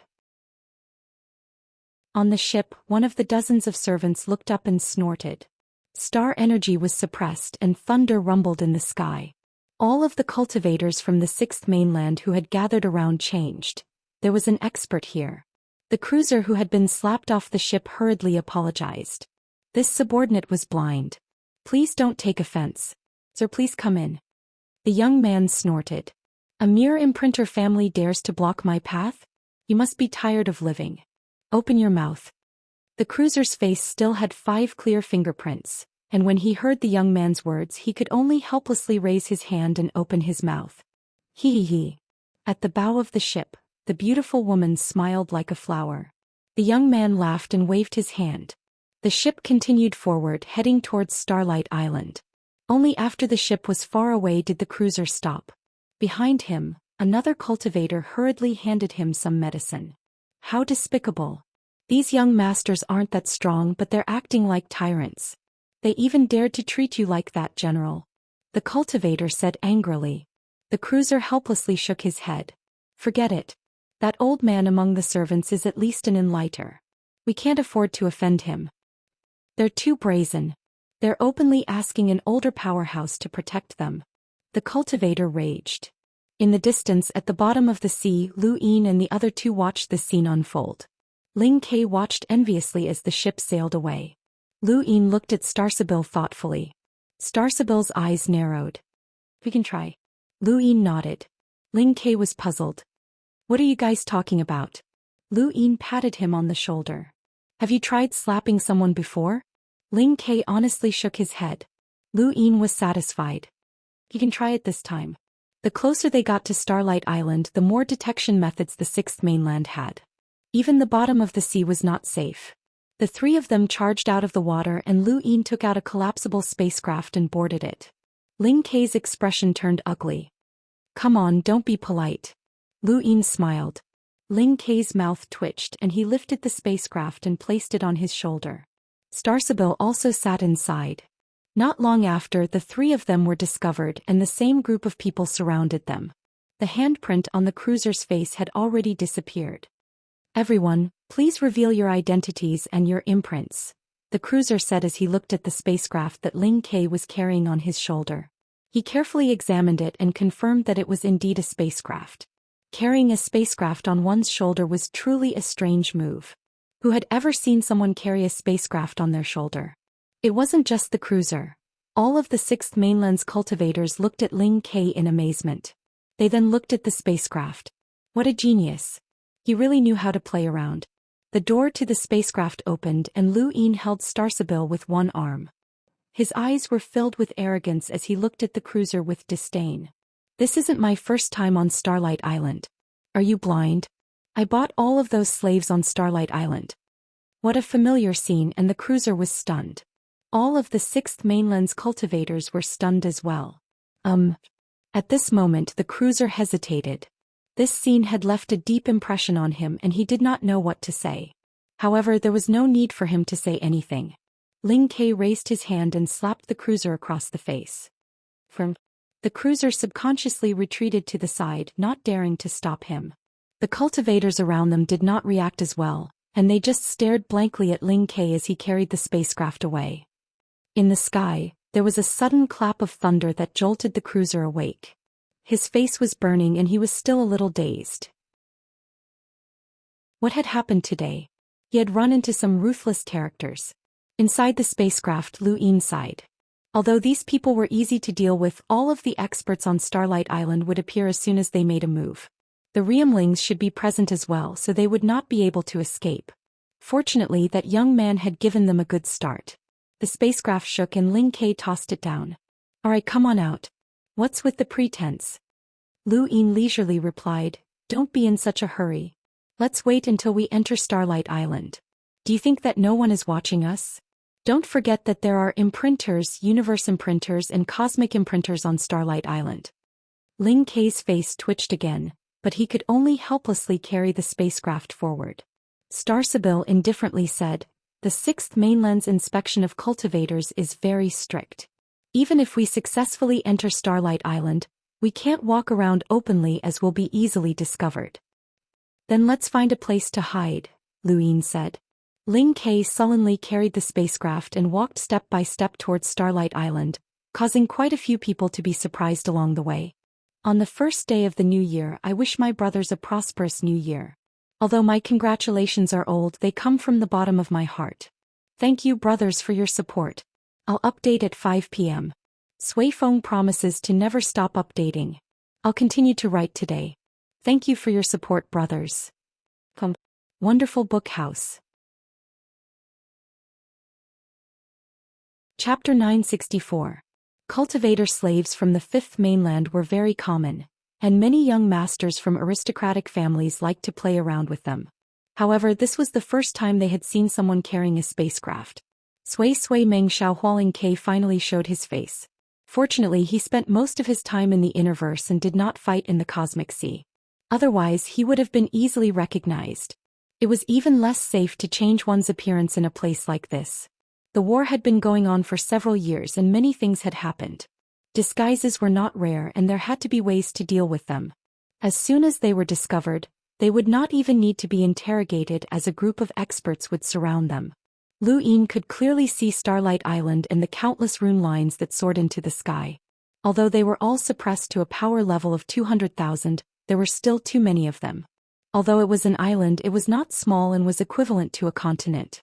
Suddenly, the sky darkened as countless bolts of lightning rained down and bombarded the surroundings of Starlight Island. The seawater roared and the sky flickered as if it were a realm of ghosts. This was the Cosmic Sea where the weather could change at any time. The power of the lightning was very high and most limiters might not be able to withstand it. Some of the bolts of lightning even twined together in the sky, increasing their power to the point where they could rival an explorer or even a cruiser. Lu Yin was speechless. It was no wonder why no one dared to venture into the Cosmic Sea. If he had done so when he was still a limiter, he would have been doomed. He suddenly thought of someone, Xianxia, who was known as one of the strongest limiters and was on par with Mu Rong, Ling Kei and Lu Yin. This person had formed a battle group and ventured into the Cosmic Sea. He was not simple and it was not easy to survive in a place like this. Of course, Lu Yin did not believe that Xianxia had relied on his own abilities to survive. No matter how gifted a limiter was, he would not be able to do so. There had to be a way. This time the lightning bombardment lasted for a long time. Ling Kei smoothly carried the spacecraft and landed on Starlight Island. No one on Starlight Island stopped him, which made Lu Yin even more vigilant. This proved that the island definitely had a way to secretly inspect him. At that moment, a bolt of lightning crashed down in the distance, illuminating a corner where a little girl was trembling. The lightning struck the island and splashed in all directions, and one of the bolts just happened to be aimed at the girl. The girl's face was pale and her frail body was very weak in front of the lightning. The lightning was like a giant beast that swallowed her whole. Lu Yin was just about to act when Star Sibyl appeared and picked up the little girl. With a wave of her hand, the lightning disappeared. Lu Yin was astonished as Star Sibyl had rushed out the instant that the thunderbolt had crashed down from the sky. It was clear that she had anticipated that the lightning would strike the little girl. This was the power of divination, and she was able to predict the enemy's movements. The little girl was terrified and her face was pale. However, she still gratefully said something to Star Sibyl. Star Sibyl's image was just too good. She was absolutely beautiful and her temperament was otherworldly. No one would believe that she was a bad person. The little girl was quickly won over by Star Sibyl, and she kept calling her elder sister. "Yaya, where is your home?" "I'll send you back," Star Sibyl gently asked as she stroked the girl's hair. The girl blinked her big bright eyes and said softly, "Thank you, big sister." Star Sibyl smiled, causing Ling Kei to feel intoxicated. Lu Yin looked around him. Most of the people had hidden themselves, and the houses on the island were clearly lightning-proof. Nobody appeared, and only some rune lines could be seen flashing in a distant corner. Clearly, there were cultivators from the 6th mainland observing the situation. However, Lu Yin's group had entered Starlight Island through the outer seal, so the cultivators here wouldn't interrogate them directly. Because Starlight Island had been bombarded by lightning for a long time, the structures of the houses were simple and there weren't many people on the streets. Even if the sky was clear, it was clear most of the time. Above their heads the stars were like a curtain. It was a beautiful scene, but if one looked carefully, they would realize that they weren't stars. Lu Yin didn't know exactly what they were, but he didn't ask. He wanted to wait until they had settled down. Although Starlight Island was the sixth mainland's base for invading the Cosmic Sea, most people were still locals. The sixth mainland ruled over Starlight Island, and only the upper echelons were in charge. Nobody cared about ordinary families like Yaya's. Along the way, cultivators from the sixth mainland would occasionally fly past, but nobody paid them any attention. However, there were always rune lines following behind them. They weren't humans but rather some sort of machine that was constantly monitoring them. They weren't the only ones, as these machines were everywhere. It was clear that Starlight Island was being monitored everywhere. It seemed that any cultivator who came to Starlight Island would be monitored, even if they were from the sixth mainland. Yaya's house wasn't too far from the edge of the island, and it was a small, square 5-story building. There was even a lightning-proof installation on the roof that occasionally flashed with electricity. "Sister, we're here." Yaya carefully looked at Starsabil, unable to hide the admiration and shyness in her eyes. Starsabil stroked Yaya's hair and asked with concern, "Where are your parents?" Yaya replied, "They went out to gather goods and they won't be back for a few days." Ling Kei suddenly moved closer. "Then can I stay behind to protect you?" Yaya jumped in fright and hurriedly retreated. Starsabil grabbed Ling Kei by the shoulder and flung him away. She smiled at Yaya and said, "Don't be afraid, Yaya. This brother isn't a bad person." Yaya blinked her large eyes. "No one who's with sister is a bad person." Starsabil smiled. "Can sister come in and have a seat?" Yaya grunted and then led the three into her house. Lu Yin sweated profusely as he felt like he was trying to trick a child. He glanced at Starsabil. This woman was really fickle. She had one attitude towards them and another towards this little girl. It was a seamless transition. Over the next 2 days, the three of them stayed in Yaya's house. Outside, the machine with the faint rune lines kept an eye on them. Lu Yin was constantly worried that someone would come to investigate, but fortunately no one came. Over the past 2 days he had discovered something strange. Yaya's house was by the sea, and many cultivators from the sixth mainland would pass by here when they went out to sea. He had also discovered that these cultivators were all young and almost none of them were old. Celestial phenomena only suppressed power levels, not age restrictions. To verify his suspicions, Lu Yin observed for another 2 days, and it was indeed the case. He shared his observations with Starsabil. Ling Kei rolled his eyes. "You must be mistaken." Starsabil replied, "I'm not mistaken. Right now, the Cosmic Sea is indeed a struggle between the younger generation." Lu Yin and Ling Kei were astonished. "Why?" Starsabil explained, "The celestial phenomena in the Cosmic Sea are too strange. We have the 4 hegemons leading the way, and they have used the celestial phenomena to kill too many of the sixth mainland's experts. However, the sixth mainland has too many older powerhouses, and they have slaughtered many of our experts. In this regard, both sides cancel each other out, and it can be considered a mutual loss. This loss has been going on for several years, and neither side can bear it anymore. Thus, both sides have taken a step back. We will not use the celestial phenomena, and the sixth mainland will not send out any of their older powerhouses. The Cosmic Sea is one of the most important battlefields in this war. As long as they won, the sixth mainland would be able to open a path to the Neoverse that was not suppressed by the celestial phenomena. At that time, the sixth mainland would be able to open a path to the Neoverse, which was not suppressed by the celestial phenomena. At that time, the top experts of the 3 regions would be able to appear. They would be able to display their true strength.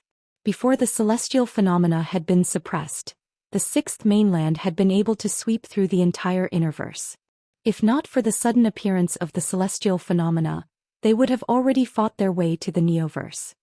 Wait, does that mean that only the sixth mainland's younger generation is left on Starlight Island?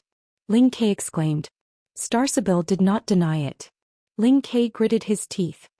Why didn't you say so earlier? To think that I was worried. Starsabil glanced at him. There are Realmlings on Starlight Island. That one sentence shut Ling Ke up. In his heart, there was no difference between a Realmling and an imprinter, as they were both existences that could not be resisted. Yaya walked in with 3 drinks in her hands. Starsabil hurriedly put on a smile. Ling Ke's smile became even more brilliant, but Yaya was afraid of him as she always felt that he was a bad person. On the other hand, although Lu Yin did not speak much or smile much, Yaya felt that he was reliable. At the very least, he did not seem like a bad person. A child's point of view was very pure, and thus Ling Ke was labeled as a bad person. As she watched Yaya leave, Starsabil sighed. Her parents have passed away. Lu Yin and Ling Ke were not surprised as they were not stupid and they could tell at a glance. Yaya had lied, but it was also a way for her to protect herself. She had even hung up adults' clothes in her room and pretended that there were adults in the house. This was all for the sake of protecting herself. Although she did not express it, the 3 of them could tell that their appearance had made Yaya very happy and she was busying herself. If this war ends, I'll bring her to the Starsabil sect, Starsabil said. Lu Yin was astonished. You're quite kind. Starsabil did not reply. I'm also willing to bring her to the Lingling clan, Ling Ke said with a melancholy tone. Lu Yin immediately rejected him. She won't go with you. You look like a bad person. You're the bad person. I have a support group, okay? Go and ask around about my reputation. Which one of them doesn't praise me? Ling Ke angrily retorted. Lu Yin rolled his eyes. They like Xianxia and Mu Rong more. Ling Ke opened his mouth but no words came out. He was thinking about the past that he could not bear to think about.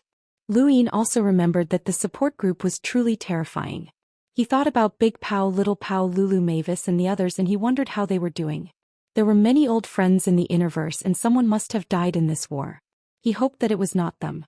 Lu Yin recalled the past and looked out the window. He seemed to see a familiar figure. He took a closer look and then his mouth fell open. He rubbed his eyes in disbelief. At this moment, a group of cultivators from the 6th mainland was leading the way on the street. 8 of them were carrying a large palanquin, and a young man was lying down on it with his legs crossed. He was comfortably eating fruit. The young man had shifty eyes and it was obvious that he was not a good person. He was only a Lemiter, but the cultivators around him were all extremely respectful to him. Beside the palanquin was a young man who had been slapped outside of Starlight Island. At this moment, the young man no longer had the arrogance of a scion of an aristocratic family. He looked more like a lackey licking his lips as he spoke. From time to time he would lower his head and respond as if he was listening to a lecture. The more humble and respectful the young man was, the happier the shifty-eyed young man became. He tried his best to maintain a reserved smile, but he could not hide his delight. He was like a rat that had gained intelligence. The more he smiled, the more pleased he became and the more vulgar he looked. Windborn has already done his best. Thank you for your support, brothers. Thank you. I've been too busy during this period. Chapter 965. I say, old 16, you're already an adult, so why don't you know how to restrain yourself? I heard that you slapped someone again, right? The shifty-eyed youth spoke slowly as he ate some fruit. The young man, old 16, smiled respectfully. Third bro is really well informed. You know 90% of the 6th mainland's matters and you know everything about the 5th mainland. It's not that exaggerated. It's just that it's hard not to know about those eyes. The shifty-eyed youth laughed heartily. At that moment, a bolt of lightning struck the sky, scaring the youth so much that he dropped his fruit. The fruit landed right next to old 16's mouth, and he hurriedly swallowed it before laughing. Thank you for your reward, third bro. The shifty-eyed youth was stunned for a moment before looking at old 16 with admiration. You have a bright future ahead of you. Don't worry, third bro will remember your good deeds. When third bro meets the ancestor someday, I'll definitely put in a few good words for you. Old 16 was ecstatic. Thank you, third bro. Thank you, third bro. In the distance, in Yaya's home, Lu Yin's mouth fell open as he stared blankly. Was that Susan? Starsabil and Ling Ke both noticed that something was wrong with Lu Yin, and they followed his gaze. It's someone from the Ling Tong clan, Starsabil said solemnly. Ling Tong clan. Ling Ke raised his brows. Both names started with the word Ling Tong, which made him a little unhappy. Starsabil explained, the Ling Tong clan is a universe imprinter family in the Black Blood realm. Ancestor Ling Tong is said to be a powerhouse second only to Ancestor Eyeless in the Black Blood realm, and he's extremely close to becoming a universe imprinter. His status is extremely high and he's one of the Daoist sect's protectors. This clan has absorbed an ancient bloodline, which allows them to transform their eyes. It's rumored that in recent years Ancestor Ling Tong accepted a disciple with polychoria, and it might be that person. Otherwise, with his strength as a Limiter, even the direct descendants of the Ling Tong clan would not receive such treatment. And in lighter, didn't they say that the older generation's powerhouses have all withdrawn? Ling Ke was astonished. Starsabil calmly replied, every rule has its loopholes. As long as they aren't discovered, they can continue to exist. Do you think that the Sixth Mainland would be so stupid as to withdraw all of them? It's impossible that the four hegemons completely do not interfere with the natural phenomenon.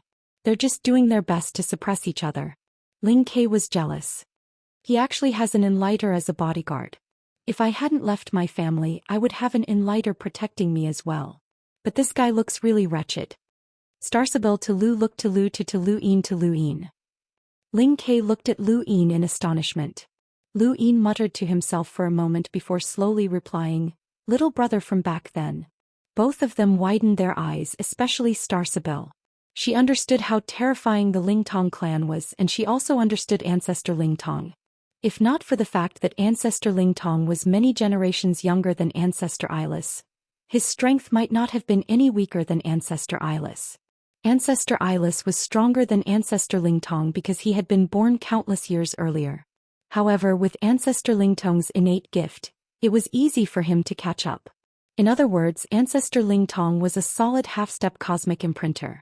And that shifty-eyed fellow was the disciple that Ancestor Ling Tong valued highly. His status was extremely high, and he was actually Lu Yin's underling? Your little brother? Isn't that someone from our universe? How did he get accepted as a disciple by Ancestor Ling Tong? Lu Yin, don't randomly claim to be relatives. Ling Ke did not believe him. Starsabil frowned and looked into the distance. Her eyes flickered and no one knew what she was doing. Lu Yin sighed, maybe they just look alike, but it can't be that much of a coincidence. That little brother of mine has the innate gift of polychoria. Ling Ke was speechless. Then it should be true. Speaking of which, how's your relationship with your little brother? Lu Yin thought back and calculated that the two of them had not seen each other for almost 10 years. Ever since he had left the Great Yu Empire to attend the Astral Combat Academy's entrance exam, he had not seen Zhou Xian.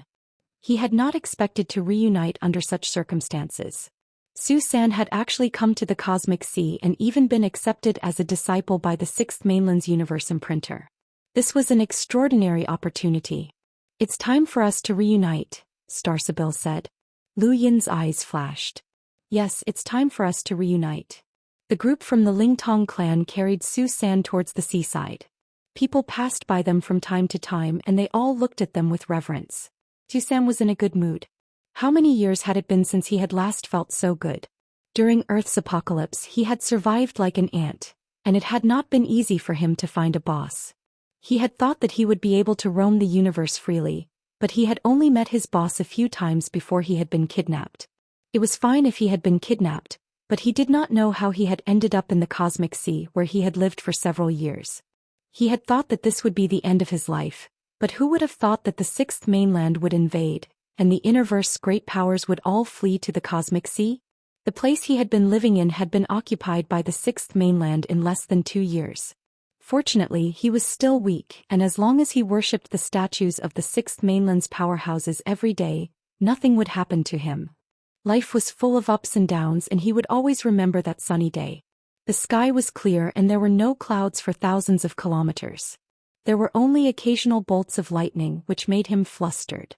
A statue had appeared on the island that he had been living in. It was the statue of an old man with a mighty appearance. Most importantly, the old man had 2 pupils which were exactly the same as Zhou Xian's. When he saw the old man's statue, Zhou Xian was stunned and his blood began to boil. He did not know where he had gotten the courage to use his ability. Perhaps the years of suppression had made him unable to bear it, or perhaps he had gone crazy. Either way, he had used a power that he had never revealed before, which had led to his current life. Patriarch Lingtong, his master. Lu Yin was his most respected master. Although everyone in the Innerverse wanted to exterminate the Sixth Mainland, who cared? Lu Yin's life in this universe was no different from that of an ant's, and he didn't care about his position. Whoever treated him well, he would treat them well.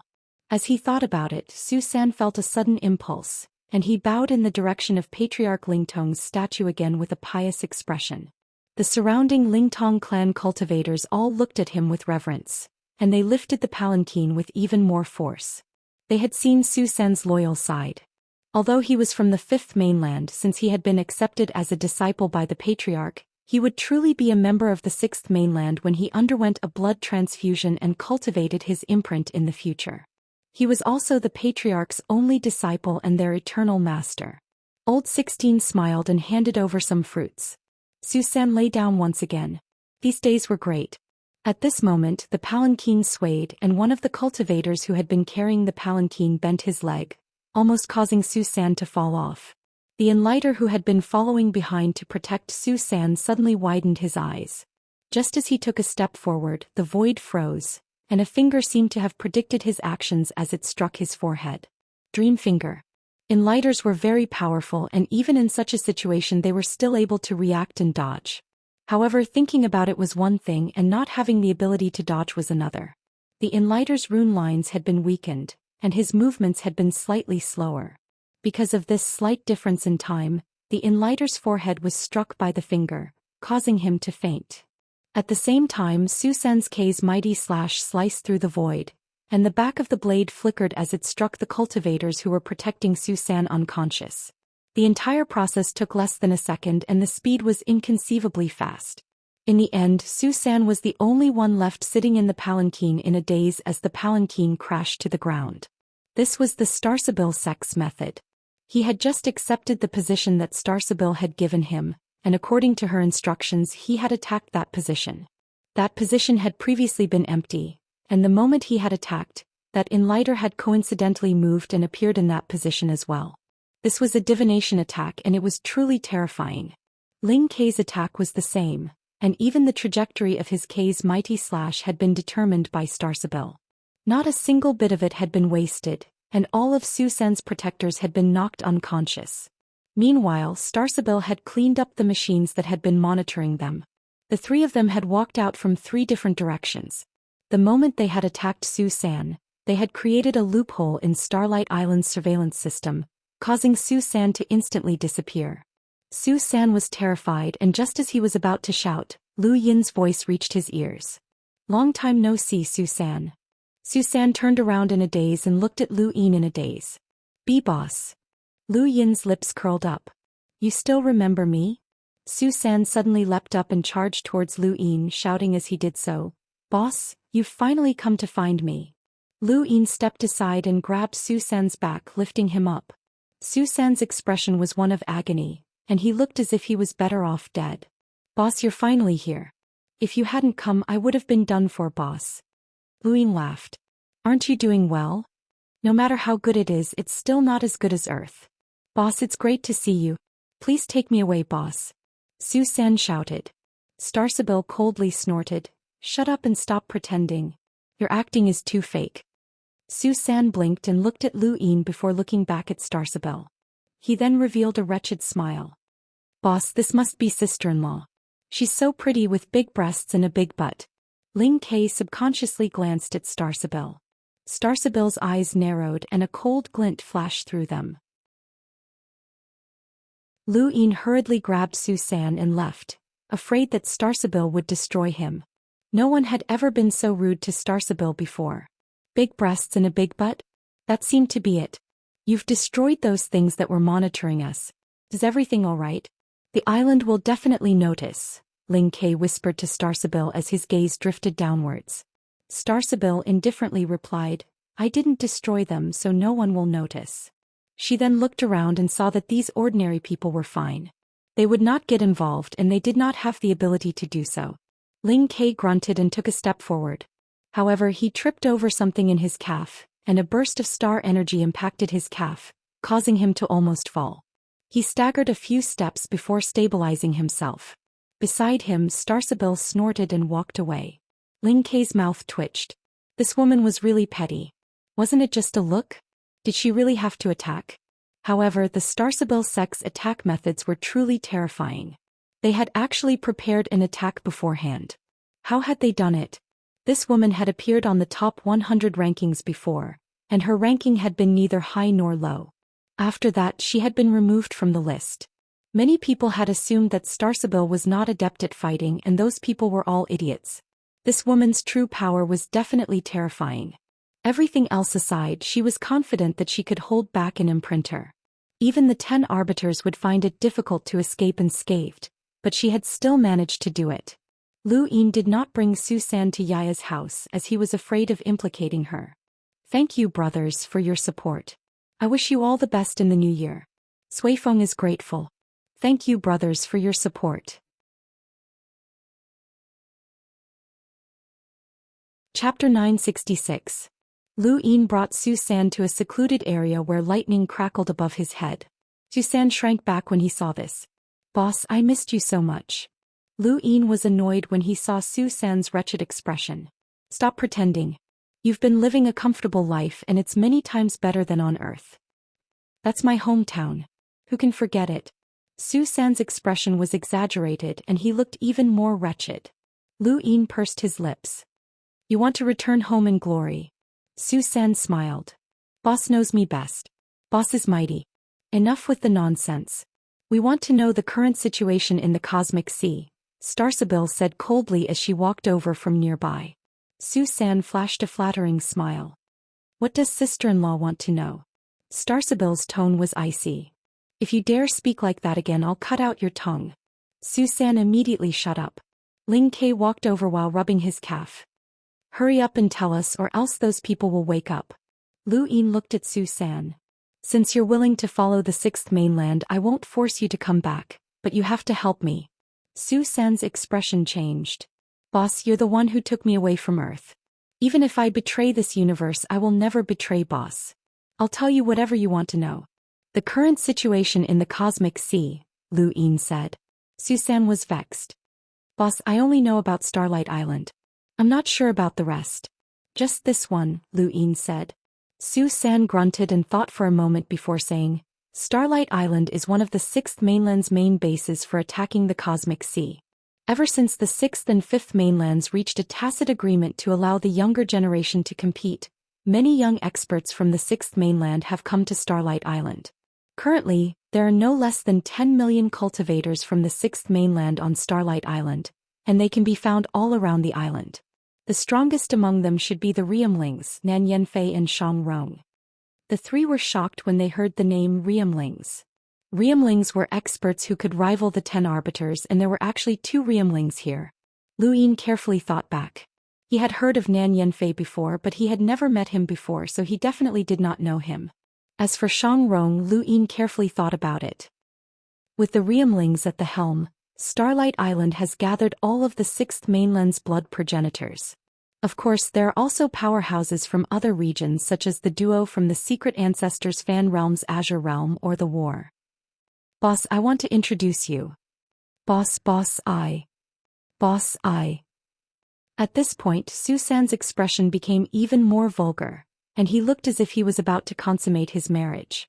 This made Ling Kei very unhappy. Continue. Oh, little Xianxiang's name is He Xiang, right? Shut up. I wasn't asking you that. I was asking if the Dao Source 3 heavens have appeared, Ling Kei interrupted. Zhou Xian was shocked. Kei's mighty slash? Your spirit general Ling Kei? Kia nobody. You're not even a king-ranked powerhouse. You don't have the right to speak to me.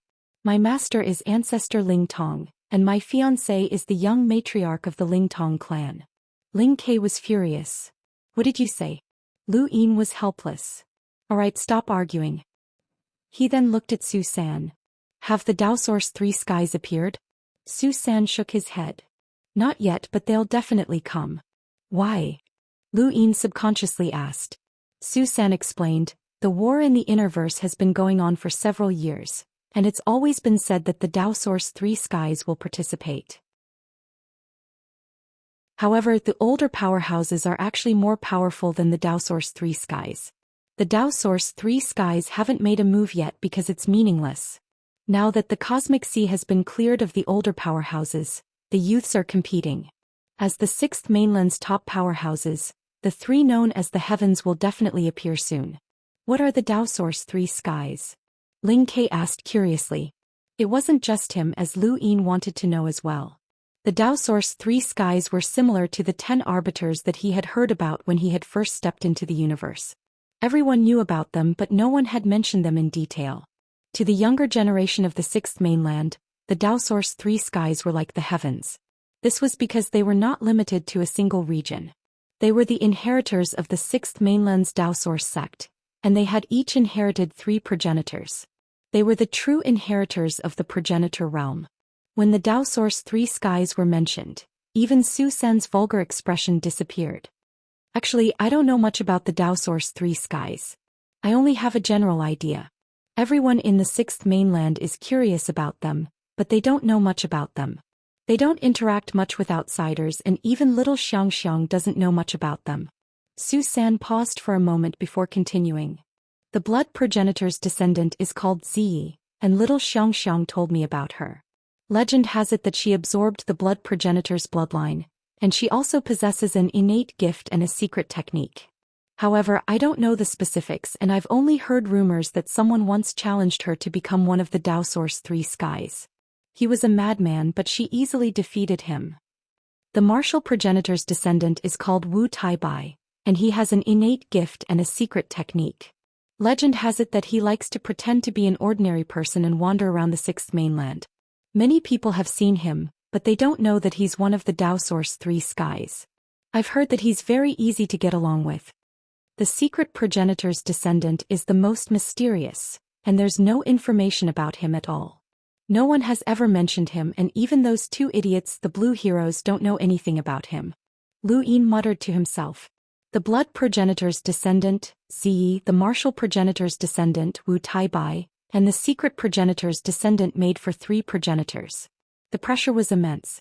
Lu Yin was very familiar with Wu Taibai, and just as Zhou Xian had said, that guy liked to pretend to be an ordinary expert.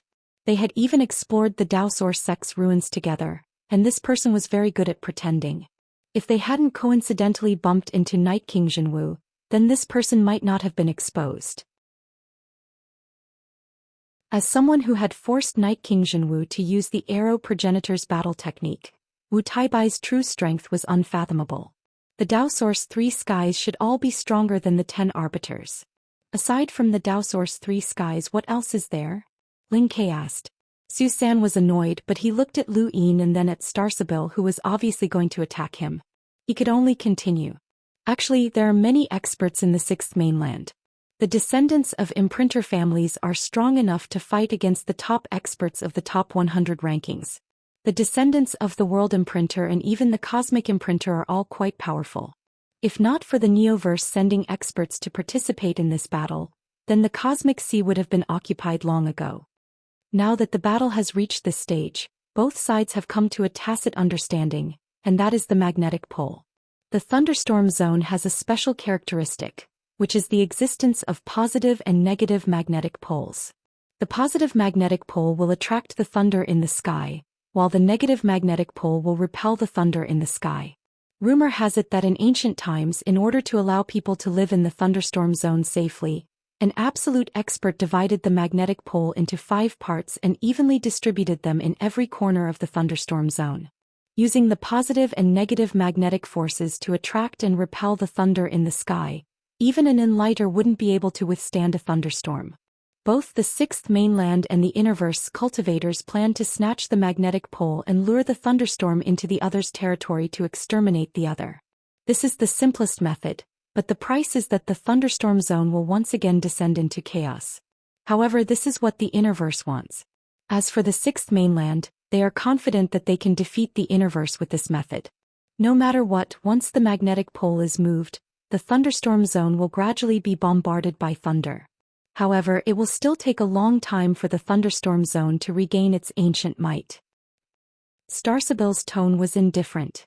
So you're saying that the Sixth Mainland is confident that they can obtain the magnetic pole and use it to exterminate all of the Fifth Mainland's cultivators in the thunderstorm zone? Zhou Xian nodded. The Fifth Mainland is the same. Both sides want to use the magnetic pole to exterminate the other, but the chances of that happening aren't high. Some people speculate that even if the magnetic pole is moved, it will still take a long time for the other side to exterminate the other. This is more like determining the ownership of the thunderstorm zone. Whoever seizes the most magnetic poles wins. The other regions of the cosmic sea should be similar, and there should be corresponding methods to determine the victor. When will they be seizing the magnetic pole? Zhou Xian replied, soon. I don't know who made an agreement with the Fifth Mainland's cultivators, but it should be about seizing the magnetic pole technique. One of the Daoist's three skies should appear before then. Interesting. Seizing the magnetic pole? Ling Ke was interested. Zhou Xian rolled his eyes. With your strength you can't even connect to the magnetic pole. Stop dreaming. At most you'll just be cannon fodder. What did you say? You can't even be considered cannon fodder. Ling Ke was furious. Zhou Xian raised his head. I don't need to fight. Someone will protect me. Ling Ke gritted his teeth. Starsabil stared at Zhou Xian and suddenly asked, where are you planning to go? Zhou Xian's eyes flickered. I'm going out for a walk. I'm tired of staying here. Is that so? I calculated that your trip would be risky and we can protect you, Starsabil said. Lu Yin's brows rose and he looked at Zhou Xian. Where are you going? Zhou Xian looked at Lu Yin pleadingly. Boss, I've already told you everything you want to know. Please let me go. I've never harmed anyone from the Innerverse. Lu Yin sighed and looked at Zhou Xian seriously. No matter what, you're from Earth and we're from the same hometown. Help me as much as you can. Zhou Xian hesitated. Ling Ke bent his fingers and his K's mighty slash spun along his fingertips. Don't waste your breath on him. He looks like a traitor. Cripple his arms first. Zhou Xian glared at Ling Quebec. You look like a traitor. Your whole family is traitors. You're courting death. Ling Ke was furious. Lu Yin casually pushed Ling Ke aside and looked at Zhou Xian seriously. Help me this one time and we'll never know each other. You'll be you and I'll be me. We'll never meet and I'll do my best not to attack you when we meet on the battlefield. How about it? Zhou Xian was helpless. Do I have a choice? He then bitterly said, it wasn't easy for me to find someone to rely on. I hope it won't be ruined. Lu Yin patted Zhou Xian's shoulder. The Sixth Mainland might not be able to win. Our universe isn't that simple. If you help us, you'll have a way out and you can come back in the future. Zhou Xian helplessly nodded. Actually, I was invited by Xiangrong to participate in the pre-battle mobilization meeting. The three were moved. Xiangrong was one of the Riemlings. Pre-battle mobilization meeting? Ling Ke was astonished. Zhou Xian replied, Boss, everything I told you is true. Both sides have a tacit understanding and are preparing to use the magnetic poles to determine the victor. The pre-battle mobilization meeting is actually just a matter of assigning tasks to each side. Most importantly, Zi of the Daoist's three skies might appear. Thank you. Rat's Monkey Suifeng is extremely grateful for all of your tips. I've been too busy during the new year, so I'll definitely pay you back. Thank you for your support. Thank you for all of your support and tips, thank you.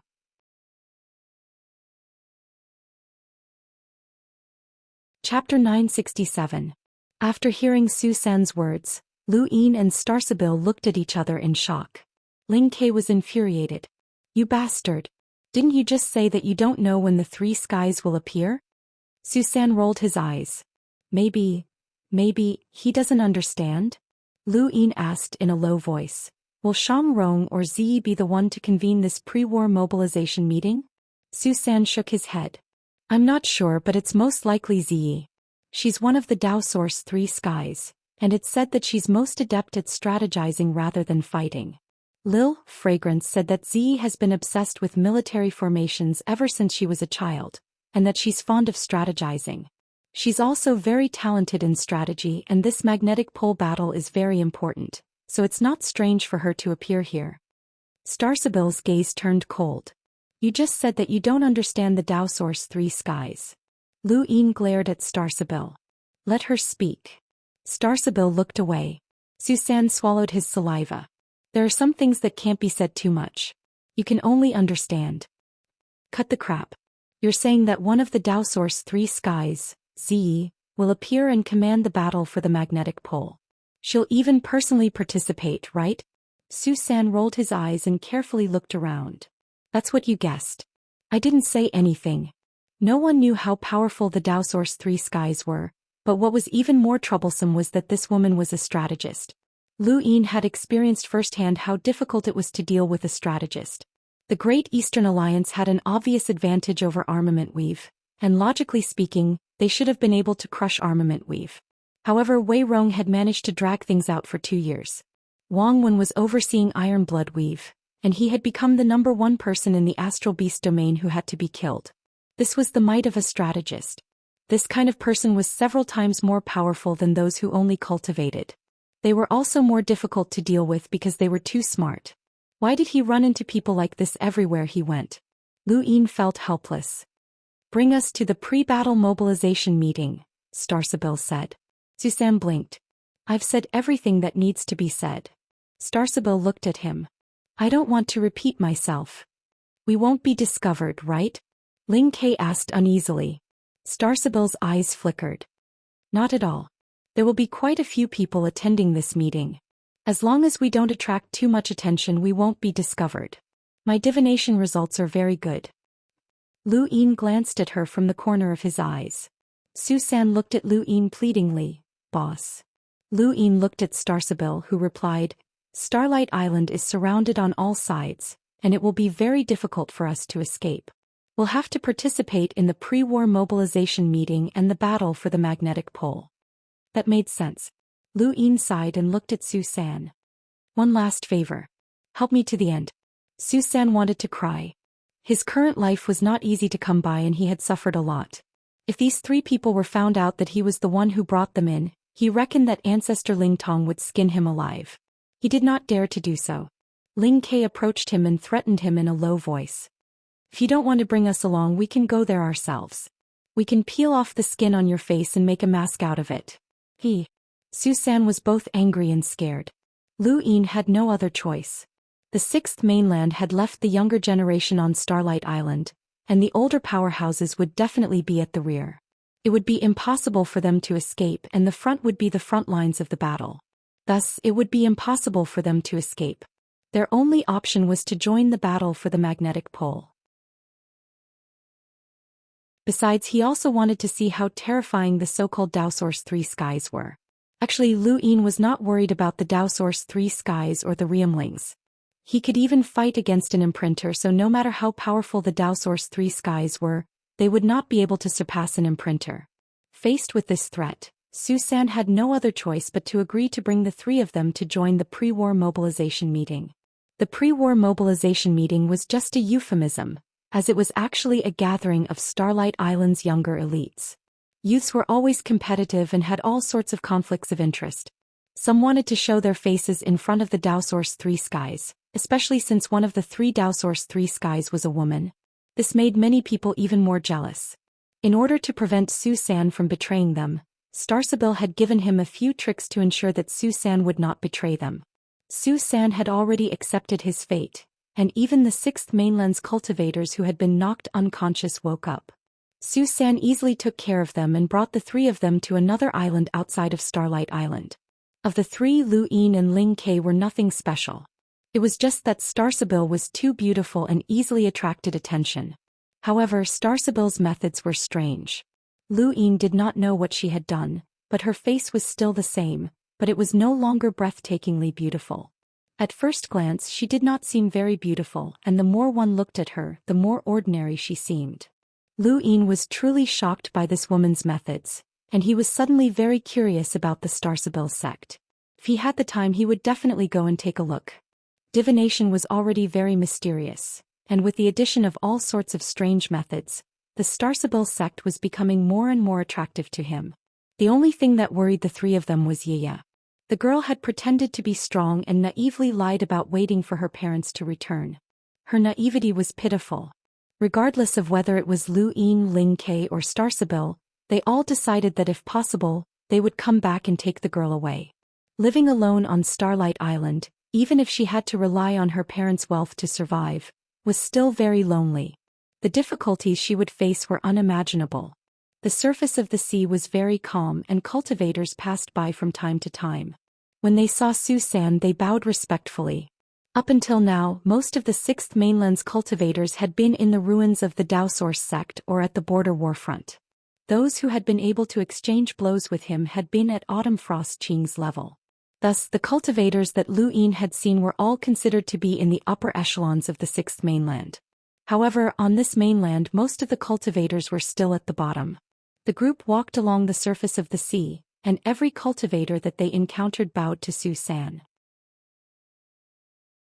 These people were all at the bottom of the hierarchy and there were at least 1,000 of them. None of them were at the level of an aristocratic family's young master, old 16. The higher one stood, the further one could see. Most of the people that one could see were those who were standing at a higher level. This was a matter of one's level and perspective.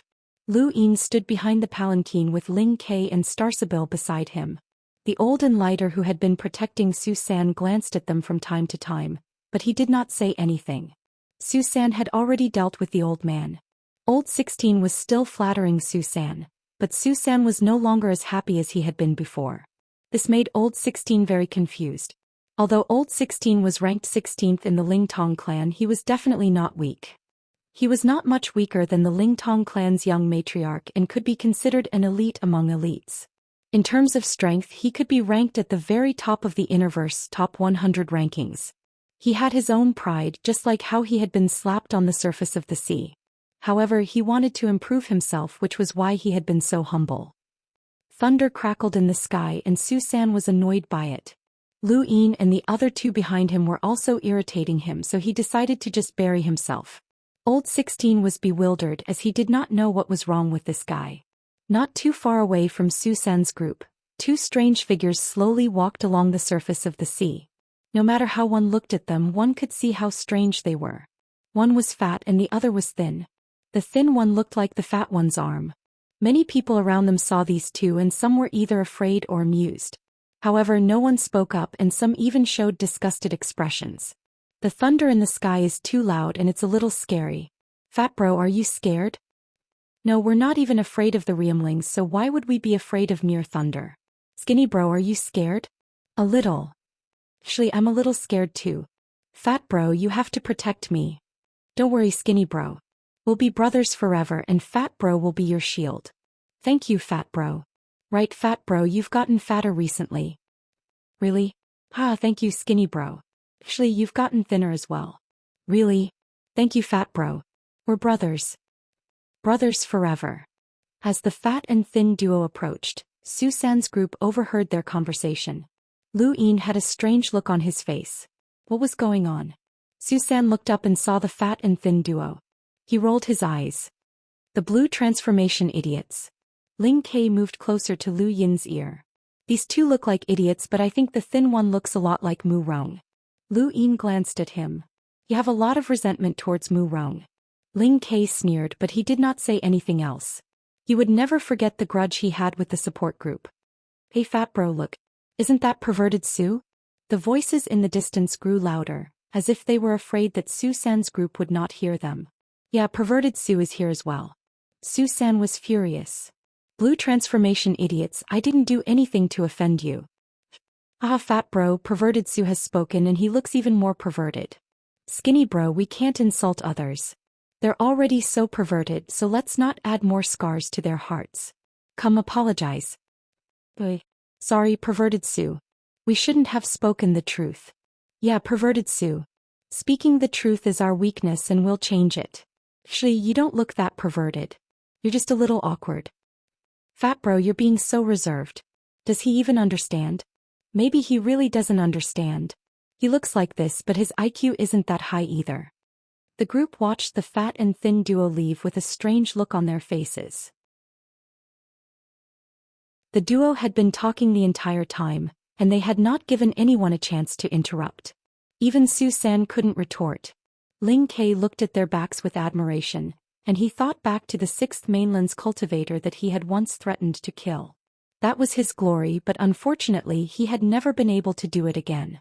Zhou Xian was so angry that his entire body trembled, but he could not do anything about those two. The fat and thin duo looked foolish, but if he really thought that they were foolish, then he would be the unlucky one. Individually, these two fellows were not very powerful, but when they worked together, even the Realmlings had to be cautious. Tui, how unlucky. Zhou Xian glared at the fat and thin duo's backs. Starlight Island was not just a single island, and the thunderstorm zone was boundless.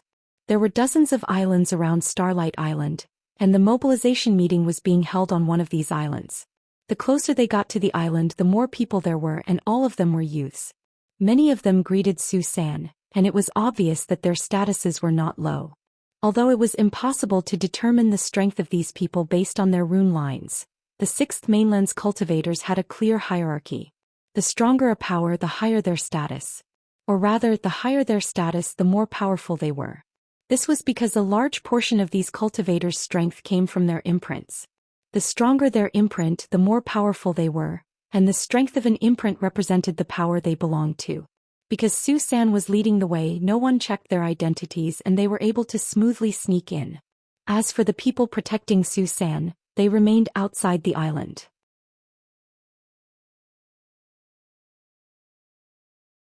Chapter 968.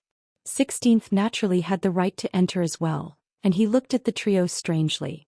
He wanted to ask something, but when he saw Zhou Xian's expression, he decided not to speak. The island was bustling with activity. The gathering was organized under Shang Rong's name, and it was a pre-war mobilization. All of the young elites around Starlight Island had come, and with so many people present, there were naturally conflicts. For example, the fat and skinny duo had attracted a lot of hate along the way. These two had no filter and said anything they wanted. Even Zhou Xian had been disgusted by them, let alone the others. They were lucky to have not been beaten to death. Zhou Xian led the trio and 16th to the center of the island, where a towering stone pillar stood. The true leaders of this gathering are at the top of the pillar. Almost everyone who can participate is from an imprinter family.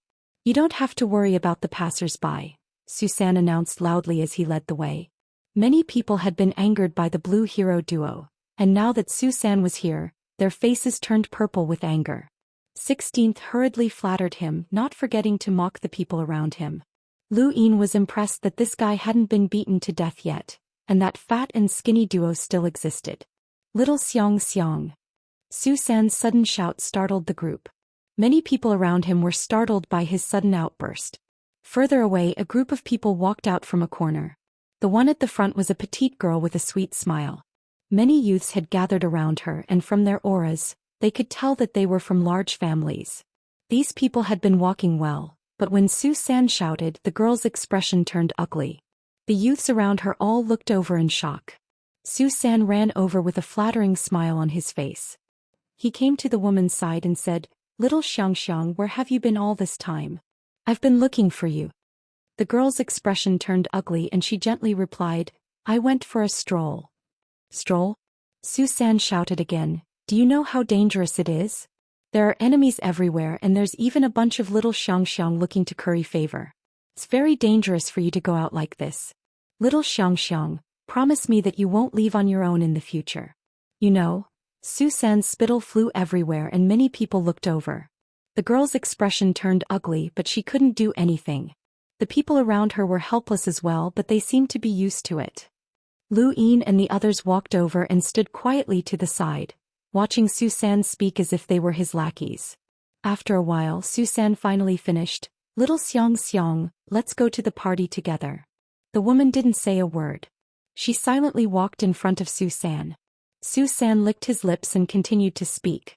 The surrounding young elites didn't like him, but they were all patient and didn't say anything. As the disciple of ancestor Ling Tong, Zhou Xian's position was extremely high, and very few people dared to challenge him. Ling Kei said in a low voice, "A single piece of rat poop spoils the entire pot of soup." Looking from afar, the stone pillar didn't look too big. However, upon closer inspection, one would realize that the stone pillar was very wide, and there was a courtyard at the top. This courtyard had belonged to the previous owner of the island, But after the sixth mainland had taken over the island, that owner had died. However, the courtyard had been perfectly preserved and it was now occupied by Zhang Rong.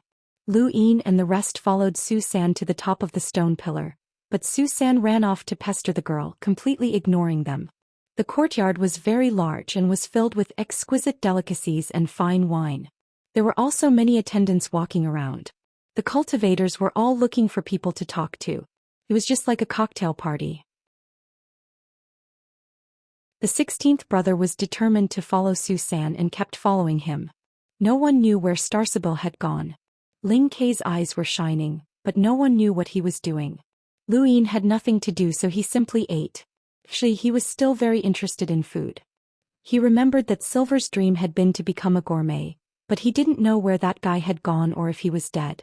When he thought about Silver's despicable foxy smile, Lu Yin felt uncomfortable. When he thought of Silver, he also thought of Xiao Luo. Compared to Silver, he didn't know what Xiao Luo was thinking. They had been separated from each other for many years, and he didn't know when they would meet again. Have you heard? The Fifth Mainland's general appointment platform's titled Xiao is now Prince Xiao. He's currently right across from our Starlight Island. Someone was discussing this topic nearby, and the entire gathering was filled with discussion. Lu Yin listened as he ate. Although the Fifth Mainland isn't that great, their kings are still very powerful. This Hua Xiao is rumored to be a true disciple of the Neoverse Sirius sect. He's extremely powerful and has even clashed with a realmling before. It's strange. The Fifth Mainland has always been suppressed by us, but they've always had an endless stream of experts. This is especially true in the Neoverse where there are too many kings. These fellows all dare to fight against the realmlings, and their strength isn't any weaker than that of the Cosmic Imprinter's descendants. We have more powerhouses and we can deal with as many of them as they come. Besides, only about half of our peers are actually attacking the Fifth Mainland's innerverse, and there's still a small portion that hasn't arrived yet. It's said that Wu Taibai of the Dao Source Three Skies doesn't plan on coming out. It's not just Wu Taibai. Many of our Dao Source sect's disciples don't plan on coming out either. The main attacking force is still the 9 regions. Lu Yin's eyes flickered as he recalled that the Sixth Mainland had a Dao Source sect. Since there was a Dao Source sect, it naturally had its own disciples. The Innerverse was currently facing experts from the 9 regions, and the Dao Source sect's experts had indeed yet to appear. However, even if the Dao Source sect's disciples did appear, they wouldn't be able to surpass the realmlings. At most, they would be close to the realmlings. However, this was still very terrifying. The 9 region imprinters' descendants and the Dao Source sect's disciples definitely outnumbered the Innerverse, which was enough to crush them. The Sixth Mainland far surpassed the Fifth Mainland. Lu Yin heard quite a bit of news from the discussions going on all around him. Most of the discussions were about the Thunderstorm Zone, where the main attacking force against the Sixth Mainland was a group from the Cosmic Sea that had been formed by several smaller groups. There was also a group from the Spiritual Seal Flow Zone that had retreated to the Cosmic Sea, such as the Lingling clan. As for Ling Palace, it was the 10 arbiters who were competing with Zhang Rong. When Lu Yin heard about Ling Palace, his expression turned strange. These two were really fated. Back in the Dao Source sect's ruins, Ling Palace had fought with Zhang Rong several times. Now in the Cosmic Sea these two were fighting again. Could they have developed feelings for each other? Speaking of which, the Fifth Mainland's 10 arbiters are really ruthless. They don't have imprints or bloodlines, but they're still evenly matched with the realmlings. Zhu, don't say that. Zhang Rong doesn't like it when people say that. He's actually been suppressed the entire time. That can't be. The realmlings are being suppressed? That's what I heard. Someone personally confirmed that Zhang Rong is being suppressed by one of the Fifth Mainland's 10 arbiters, White Knight. It doesn't look like they're fighting but more like they're delaying. Zhang Rong is delaying White Knight. Hiss. That's too ruthless. How did the Fifth Mainland give birth to these 10 monsters? Haven't you heard? The Fifth Mainland's general appointment platform can seal an arbiter, but no one has been able to do so until now. Whoever does so is challenging the 10 arbiters. Even the experts from the Neoverse won't openly challenge the 10 arbiters. Those 10 are monsters. It looks like only the Dao Source Three Skies can suppress them. That's not necessarily true. The 10 arbiters have varying levels of strength, and the same goes for the Realmlings. Shang Rong Rong might not be a match for them, but that doesn't mean that the other Realmlings aren't. Bro, I heard that you were beaten up by someone from the 5th mainland called Avery? Ah. Bullshit, I was the one who beat him up. Stop pretending. Many people saw it. If you hadn't used a power vessel to escape, you would have been dead by now. Don't worry. The next time I see him, I'll definitely destroy him. I heard that someone has issued a bounty for the capture of the Mavis clan. Have any of you encountered any Mavis clan members? We met them once. That woman is ridiculously strong, but that's not all. She even managed to tame a sea turtle from the cosmic sea. She almost swallowed my brother whole. The Mavis clan is indeed strange. I heard that no one has ever killed a Mavis clan member. Actually, our thunderstorm area is relatively peaceful. I heard that many strange powerhouses have appeared in other areas. Some call themselves gods, some fly around in spacecraft, and there are also bastards who constantly release smoke. I heard that there are even brothels flying in the sky. I also heard that there are dead people riding skeleton horses in some places. Yes, there are also people who know secret techniques, and it's not just one or two of them. The 5th mainland is getting weirder and weirder. It's not weird. Those people basically come from the 5th mainland's neoverse. That's where the 5th mainland's strongest powerhouses gather. Back then, the martial ancestor tried to destroy the neoverse in one fell swoop, someone said. It's a pity that he failed, and he even caused a celestial phenomenon. No matter how powerful the neoverse is, if all 9 domains work together, then it would be easily destroyed. Everything else aside, each domain would send out a cosmic imprinter, which means that there are 9 of them. 9 powerhouses with power levels over 1 million, plus a celestial imprinter and a progenitor. Anything can be destroyed. What a pity. In my opinion, the 5th mainland's Starsibyl sect should be destroyed the most. It's said that they can even perform divination. They're a bunch of blind people. Just because they can perform divination doesn't mean that they're blind. If they're not blind, then how can they perform divination? That makes sense.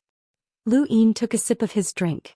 The discussions around him had given him a better understanding of many things that had happened in the cosmic sea.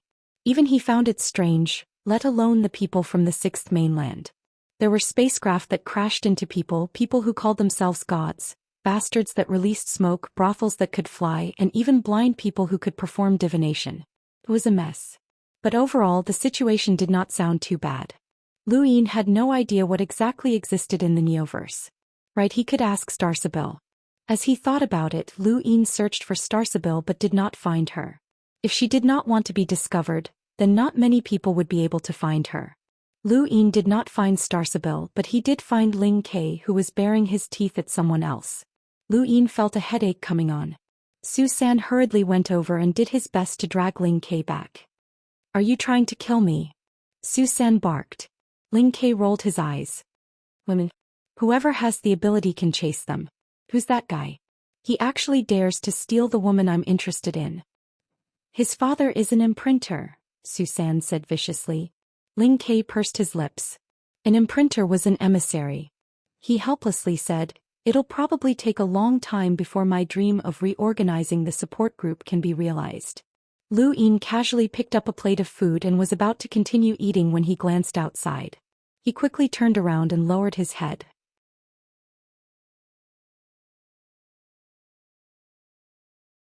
Chapter 969. Zhou Xian's heart skipped a beat. Boss, did you see someone familiar? Lu Yin coughed. Don't talk to me. Zhou Xian's face paled as he looked around. A group of people entered successively from the entrance. Shockingly, the person in the lead was Di Luo, and Autumn Frost Qing and the other cultivators of the younger generation of the Bloodburn realm followed behind him. Lu Yin had never expected that someone from the Bloodburn realm would appear here. The 6th mainland was not at peace. The Burning Blood realm and the Black Blood realm were at war all year round, and the hatred between the two sides was extremely deep. Oh, isn't this the Bloodburn realm's stray dog? Why have you come to our Black Blood realm's territory? Someone mocked. They wanted to conquer the entire Outerverse with the power of a single realm, but they failed. Now they want to come to the Innerverse to gain some military merits. Actually, with the 5th mainland's Outerverse strength, It shouldn't have been able to withstand the power of a single realm. If even that failed, then it really is the Bloodburn realm. Di Luo and the others remained calm. They had come from the sixth mainland to the Innerverse, and they had already experienced too much ridicule, so they no longer cared. At this moment, the void distorted as Realmling Xiangrong appeared. A Realmling represented the strongest of a region's younger generation, and his appearance silenced everyone. In this war between the continents, we're all united against a common enemy. You're not allowed to speak any more mockery or you'll be expelled, shouted Xiangrong, sweeping his gaze over the crowd. Everyone who was seen by him felt their scalps go numb, not daring to refute. Di Luo's gaze was filled with gratitude and he slowly bowed. Many thanks, Realmling Xiangrong. Xiangrong nodded. He was a Realmling from the Black Blood realm and he had fought with the Bloodburn realm for many years. He also loathed the people from the Bloodburn realm, but he could not show it. He needed to have the magnanimity that a Realmling should have. Welcome to Starlight Island. Di Luo and the others hurriedly expressed their gratitude.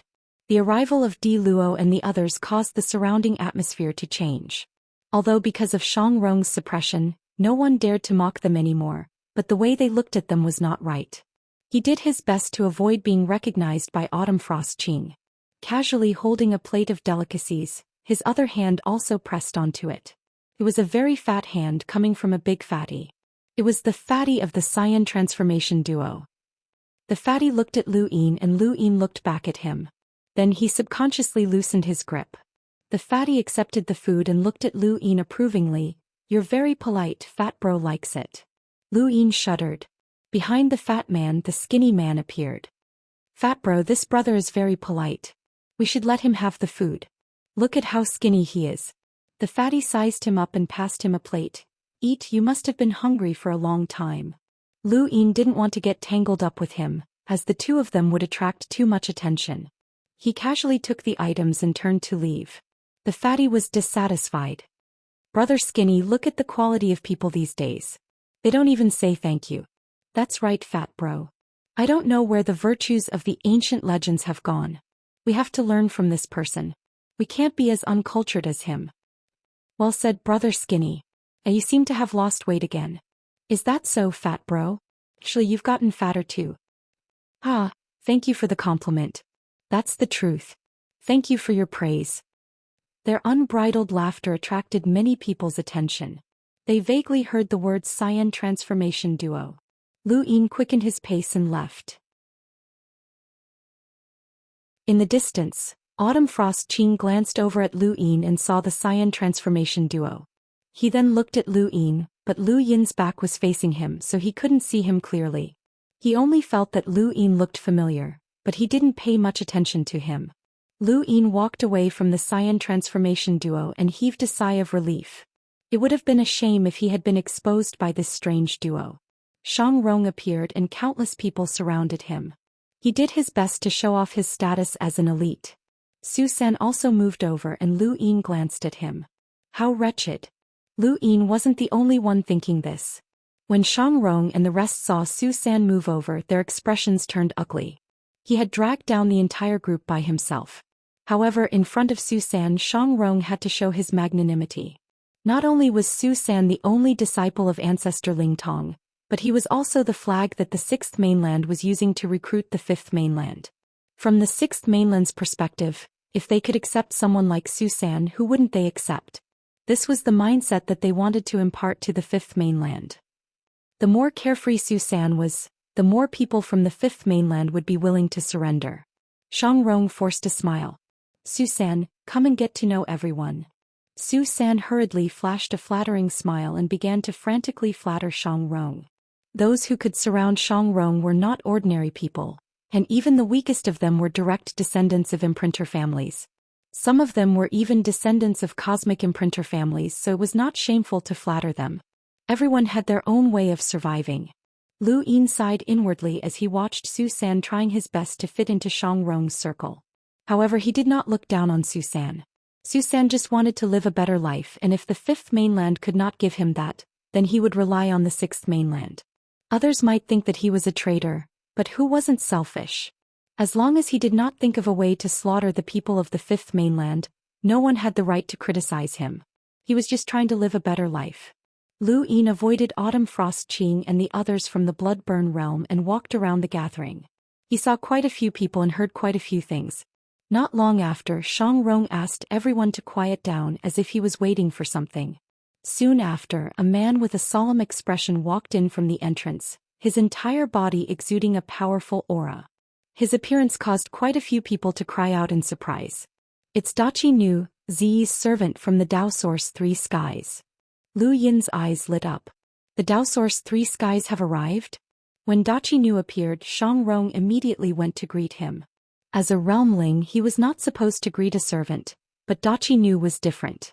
Although he was a servant in name, he was actually a disciple of the Dao Source sect who had followed Ziyi because he admired her. This person was one of the few hunters in the 6th mainland's younger generation aside from the Dao Source Three Skies and the Realmlings. Although Shang Rong was a realmling, their statuses in the Dao Source sect were similar. Brother Chiu, I guessed that you would come, haha. Shang Rong laughed as he welcomed the man. The man who had been addressed as Dachi Nu was called Chiu He, and he smiled when he saw Shang Rong arrive. I've received orders from the Dao Source Three Skies to assign everyone a mission. Brother Shang, would you be willing to cooperate? Of course. With Big Sis Ziyi's command, we'll definitely win in the thunderstorm zone. Shang Rong smiled. Chiu He was satisfied and he made an inviting gesture. Shang Rong did the same. Everyone looked at the two of them. Lu Yin's expression turned solemn. This Dachi Nu was not weak, which showed just how terrifying the Dao Source Three Skies were. They had actually managed to make one of the few hunters in the younger generation into a servant. No matter what the reason was, it was still shocking. Only the 10 arbiters were hunters on the 5th mainland, and even Xia Tian, who was ranked first on the top 100 rankings, had not yet become a hunter. This was the difference between them. Shang Rong and Chiu He casually exchanged a few words and then he faced the crowd. The Dao Source order states that Zhitian of the Three Skies has been ordered to supervise and command all participants in the thunderstorm zone. Anyone who participates in the attack on the 5th mainland must obey Zhitian's orders. Does anyone have any objections? We pledge our lives to serve Zhitian, the crowd shouted. Ling Ke had a strange look in his eyes and he moved closer to Lu Yin and whispered, "Have these people trained before? They're speaking too neatly. Zhitian is even more pretentious than the 10 arbiters." Chiu He was very satisfied with everyone's attitude. From his point of view, the more they respected Ziyi, the more comfortable he felt. Everyone should be aware of the situation in the thunderstorm zone. The battle for the magnetic pole is about to begin, and if everyone is allowed to fight as they please, it will easily lead to chaos. Zhitian has turned the Dao Source sect's raw materials into tokens, and the tokens obtained by the participants in the battle for the magnetic pole are half raw materials. Only the raw materials in Zhitian's hands can give orders, and it will be displayed on all the half raw materials. If you receive any orders, you will be punished for your actions. Shang Rong continued, everyone should have heard of Zhitian's abilities. Although military strategy is just a game, there are very few who can reach Zhitian's level. With Zhitian in command, even if he orders you to die, you must follow his orders. This is the only way to show the 6th mainland's unity and loyalty. I hope that everyone will not lose face. Lu Yin frowned as he listened to Shang Rong's words. Cultivators rarely arranged their battles according to military strategy, but if both sides were equal in strength, then it would be much more advantageous for both sides to arrange their battles according to military strategy. The 6th mainland's strength already surpassed the 5th mainland's, and with the addition of the Dao Source Three Skies and their military strategy, it would be far too difficult to win in the thunderstorm zone. The only good news from this gathering was that not all of the Dao Source Three Skies had shown up. Only Ziyi had come, and it was unlikely that Wu Taibai would show up. As for the mysterious secret progenitor's successor, the chances of him appearing were not high either. However, these were all guesses and no one knew whether they were true or false. Next, it was time to distribute the tokens.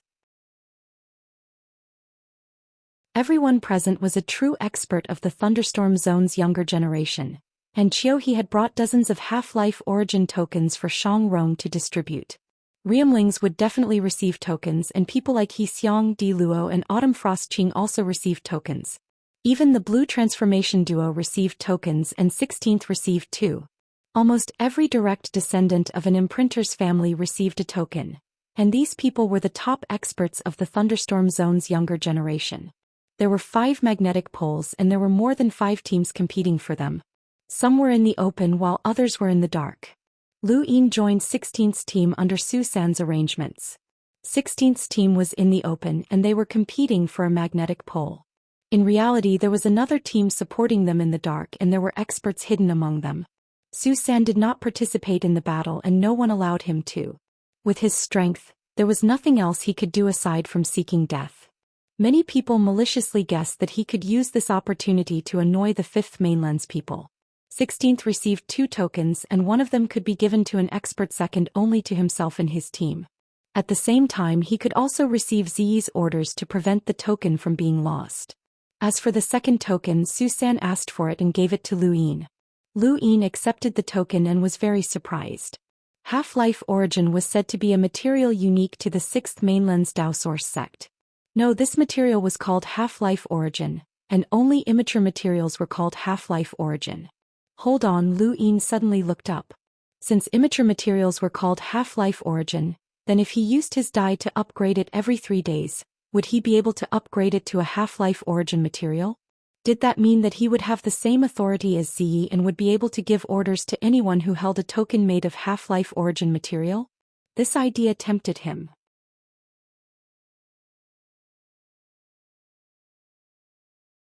Chapter 970.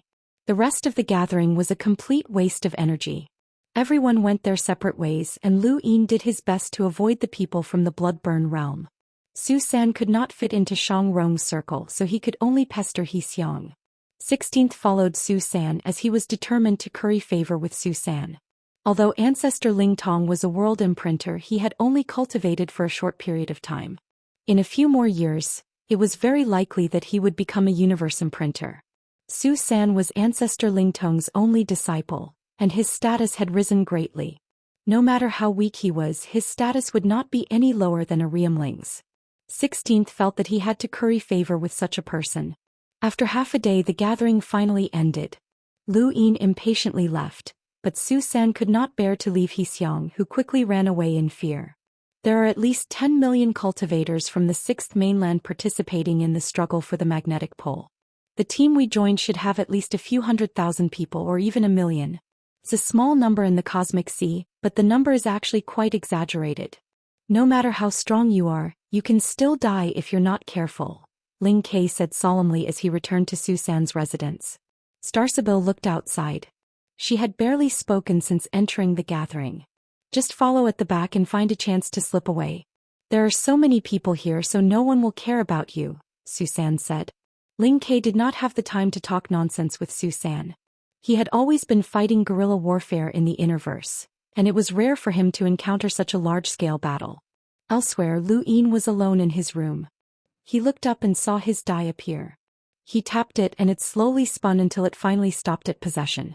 Time-stop space. Entering the time-stop space meant that he would definitely be able to roll enhance.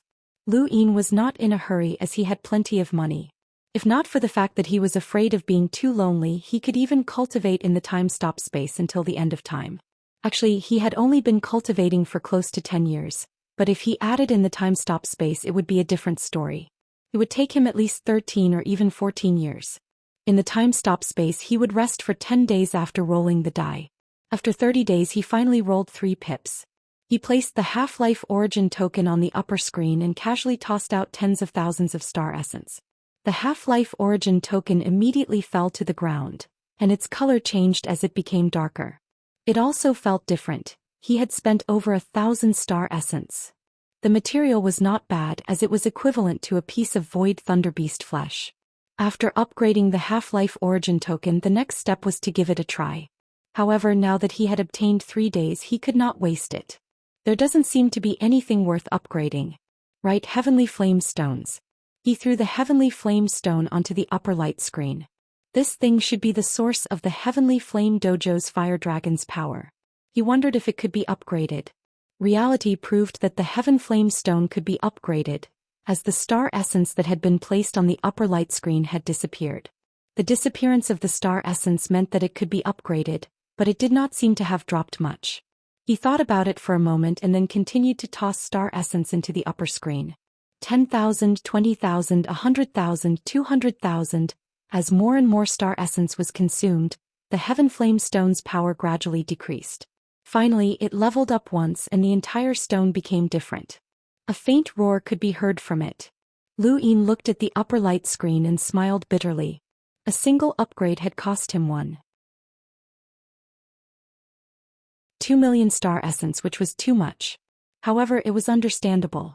The Heavenly Flame Dojo's fire dragon had not been weak, and even the weakest one had been at least 300,000 to 400,000 in lighters. The Heaven Flame Stone was also an item on that level, so it was normal for it to cost 1 million star essence to upgrade it. The broken universal armor that had been upgraded to the point where it could barely withstand an enlighter with a power level of 400,000 had cost him nearly 900,000 star essence. That was normal, but he could not afford such a consumption.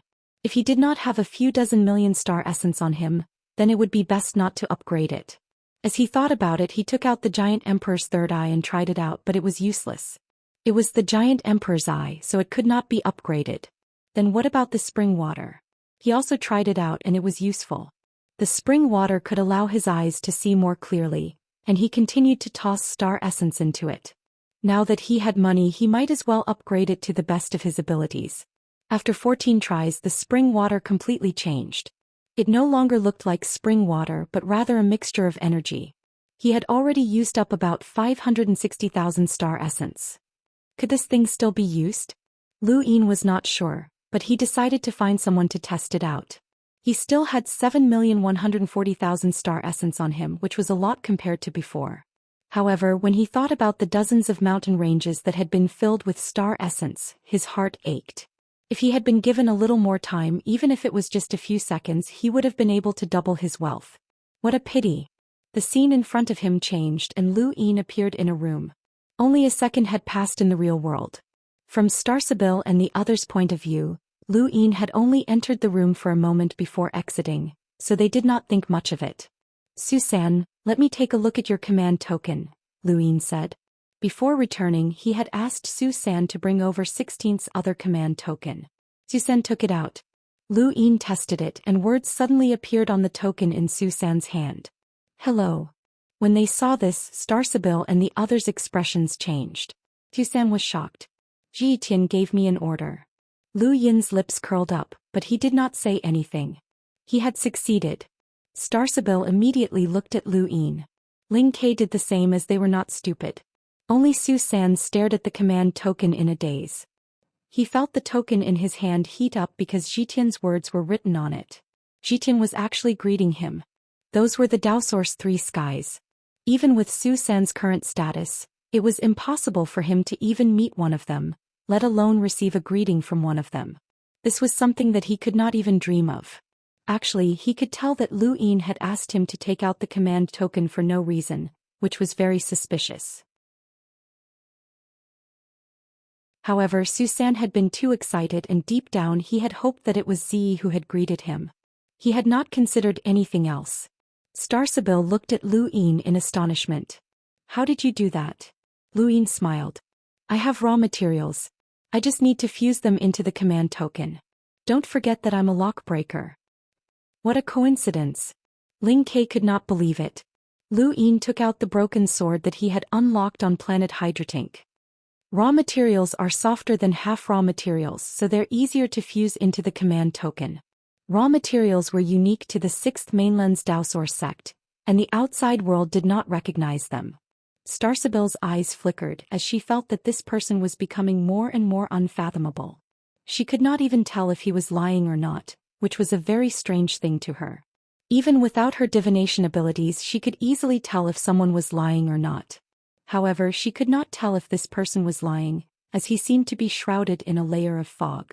If she said that he was lying, then how could he have tampered with the items from the Daoist's 3 skies? If she said that he was not lying, then that would be too much of a coincidence. Ling Ke sighed in admiration. "Bro, you're amazing. Quick, tell Zi that Brother K is missing a support group. Ask her if she's interested and the price is negotiable." Lu Yin smiled.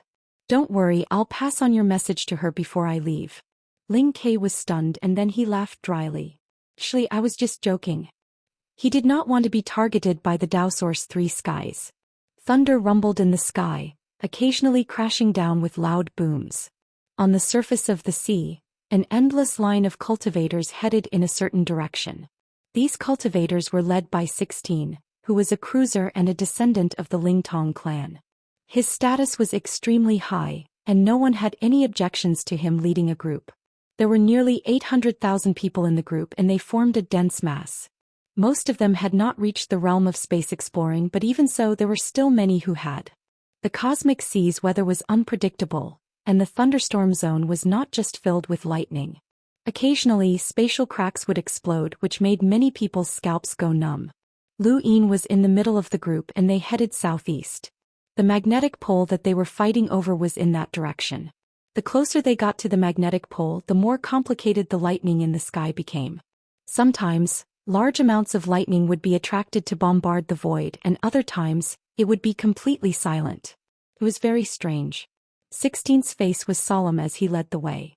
Most of the people following behind him were cultivators from the Lingtong clan, and almost all of them were explorers or cruisers. There's a reef beach up ahead. There might be natives from the fifth mainland hiding in ambush. Everyone be careful. Someone shouted. As soon as that person finished speaking, a reef suddenly exploded, and then all the other reefs on the beach exploded as well.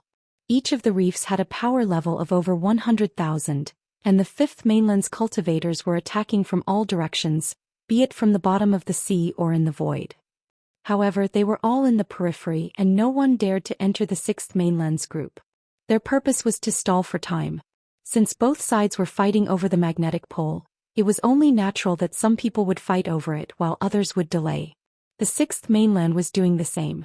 Z had considered many possibilities, and some of the 800,000 cultivators split up and blocked the fifth mainland's cultivators from the outside. They did not want to waste any time. Not only that, but there were also tens of thousands of cultivators who spread out to probe the surrounding area and ensure that the hundreds of thousands of cultivators in the center would not be disturbed. The entire process was very orderly. Even Lu Yin felt some admiration as they could actually control so many cultivators. The Daoist three skies had a very high status. Ling Ke sighed. It would be great if so many people were willing to risk their lives for me. He then looked at Lu Yin. What do you think? Lu Yin ignored him as he continued to observe his surroundings. Ling Ke then looked at Starsabil, but she ignored him as well and continued to observe her surroundings. Ling Ke felt awkward, and he raised a hand to pat the shoulder of an unfamiliar cultivator in front of him. Brother, what do you think? The cultivator had a strange expression, but he nodded. That's right. You're right. Ling Ke's eyes lit up as this person's attitude reminded him of the sixth mainland's cultivator that he had killed. Was that scene about to repeat itself? Ling Ke's interest was immediately piqued, and he hurriedly sped up to the cultivator in front of him. He began to ramble on about all sorts of things, including his life's ideals, his cultivation goals, his future prospects, and so on. He spewed out a whole bunch of nonsense that left the cultivator somewhat dazed. More and more lightning bolts appeared in the sky, and they intertwined with one another. Thank you, brothers, for your support. I've been too busy these past few days and I've delayed the chapters that I owe. The Windswept Guild will make up for them. Thank you, brothers, for your support.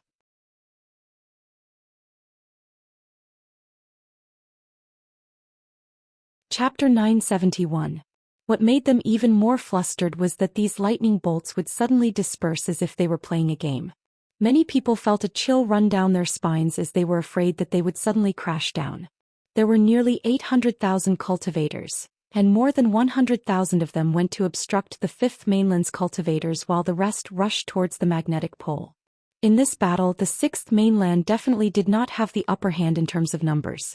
There were hundreds of thousands of cultivators from the fifth mainland delaying the sixth mainland's forces, while at least 2 million cultivators were directly facing the sixth mainland. In a one-on-one battle, the fifth mainland was definitely not a match for the sixth mainland, and their advantage in numbers was also an advantage. When Lu Yin saw the black mass of cultivators rushing over, he was shocked. This was a different kind of battlefield from the astral battlefield, one that was crueler and bloodier. The astral battlefield also had millions or even tens of millions of people, but most of them were hidden within spacecraft. If a spacecraft was destroyed, it would be normal for tens of thousands of people to die, and those who died would be turned into ash that could not be seen or sensed. However, this battlefield was a complete grindstone of blood and flesh, and the only thing that could be compared to this was a border war. In reality, this battle was no different from a border war, as both sides had a blood feud that could not be resolved. The magnetic pole was located at the center of the three islands, and the millions of cultivators from the fifth mainland and the sixth mainland were engaged in a life-and-death battle on these three islands. "Brother, I get along very well with you. Why don't you leave your name?" Ling Ke sent an Immerse cultivator flying with a kick as he spoke to the cultivator from the sixth mainland who had been harassing him. The cultivator's face turned ugly as he had been extremely aggrieved by what had happened along the way. Ling Ke had actually forced himself to talk the entire way and he had not even repeated himself. The topic had always revolved around the same topic, which was suicide. Where did Ling Ke's confidence come from? "Brother, just say it. Don't be shy. Brother Ke knows that you need to be enlightened." Actually, Ling Ke continued to talk nonsense. Lu Yin felt strange and he saw that the cultivator Ling Ke was talking to was becoming more and more unsightly. He stepped forward and pulled Ling Ke away. "Stop talking. Sco." Ling Ke was dissatisfied. "Don't cause trouble. Brother Ke is about to reach the peak of his life." Lu Yin growled, "You're not his opponent." Ling Ke was flabbergasted and just as he was about to say something, the three islands suddenly shook. Then a bolt of lightning connected the sky and the magnetic pole appeared. The island was dyed red with blood as countless people wailed in agony. Countless people were reduced to ashes by the lightning. The sight of millions of people slaughtering each other was shocking, and the cultivators of the sixth mainland all released their imprints. Anyone who didn't release their imprints could be considered an enemy. This was the sixth mainland's method of distinguishing friend from foe. Lu Yin, Starsabil and Ling Ke did not have imprints. Even though they had always mingled with the cultivators of the sixth mainland, they were still treated as enemies. Another cultivator who had not released his imprint was the cultivator who had been entangled by Ling Quebec. Could it be that this person was also from the fifth mainland? That person also looked at Lu Yin's group with murderous intent in his eyes. Lu Yin felt a chill run down his spine as he felt that something was wrong. This person was actually giving him pressure. It was at this moment that the lightning at the center of the three islands completely exploded. Lightning flickered in the sky and fell down with a loud rumble. The sky was about to turn dark. Then countless thunderbolts were attracted to the center of the island. The magnetic pole had appeared. The magnetic pole that millions of people had been fighting over had finally appeared, and countless people had gone berserk. At this moment, the people closest to the magnetic pole were Old 16's group and the cultivators from the fifth mainland who were fighting against them. Old 16 had imprinted ancestor Ling Tong and he was a cruiser. With the support of his imprint and bloodline, he was not at a disadvantage against two cruisers from the fifth mainland. There were quite a few explorers on the top 100 rankings, and aside from the Neoverse experts, most of the younger generation who had reached the cruiser realm were at the top of the top 100 rankings. One of the people fighting against Old 16 was Kunan, who was ranked 20th and wielded a pike. The other person was probably from the Neoverse, and the two of them had to work together to suppress Old 16. Old 16 was surrounded by disciples from imprinter clans. Regardless of whether it was their bloodline battle techniques or their imprints, they were not something that ordinary cultivators could compare to. Most of the people fighting against them were disciples from great powers of the Innerverse, such as the Lingling clan, the Dire Barbarian clan, and some people from the Chaos Flow Zone. Even so, their top powers were still suppressed by the sixth mainland. If not for the experts from the Neoverse appearing, then the Innerverse younger generation would not have been able to stop the sixth mainland's cultivators. Even if the entire top 100 rankings appeared, they might not be able to stop the sixth mainland's younger generation. There were simply too many imprinters in the sixth mainland. At that moment, a figure tore through the void and a sky full of palms descended. All of the sixth mainland's cultivators within a 100-kilometer radius spat out blood and died. Even Old 16 was affected and he retreated in shock, not daring to face the attack head-on. "Hua Shao," someone cried out. Hua Shao was a king-ranked expert who had risen to prominence in the Cosmic Seas Thunderstorm region. He was from the Sirius sect in the Neoverse, and even the Realmlings had to be cautious when mentioning this person. In the distance, Lu Yin looked towards the center of the island and saw the invincible Hua Xiao. His eyes burned with passion as he recognized that this person was using the serious technique. Hundreds of stars revolved around him, and ordinary people would not be able to see them. The more stars there were, the clearer the enemy's attack speed could be seen, and it could even be simulated.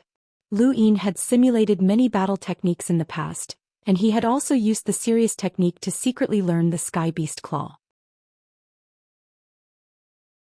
If not for the fact that the serious technique could not keep up, this technique would have been his main battle technique.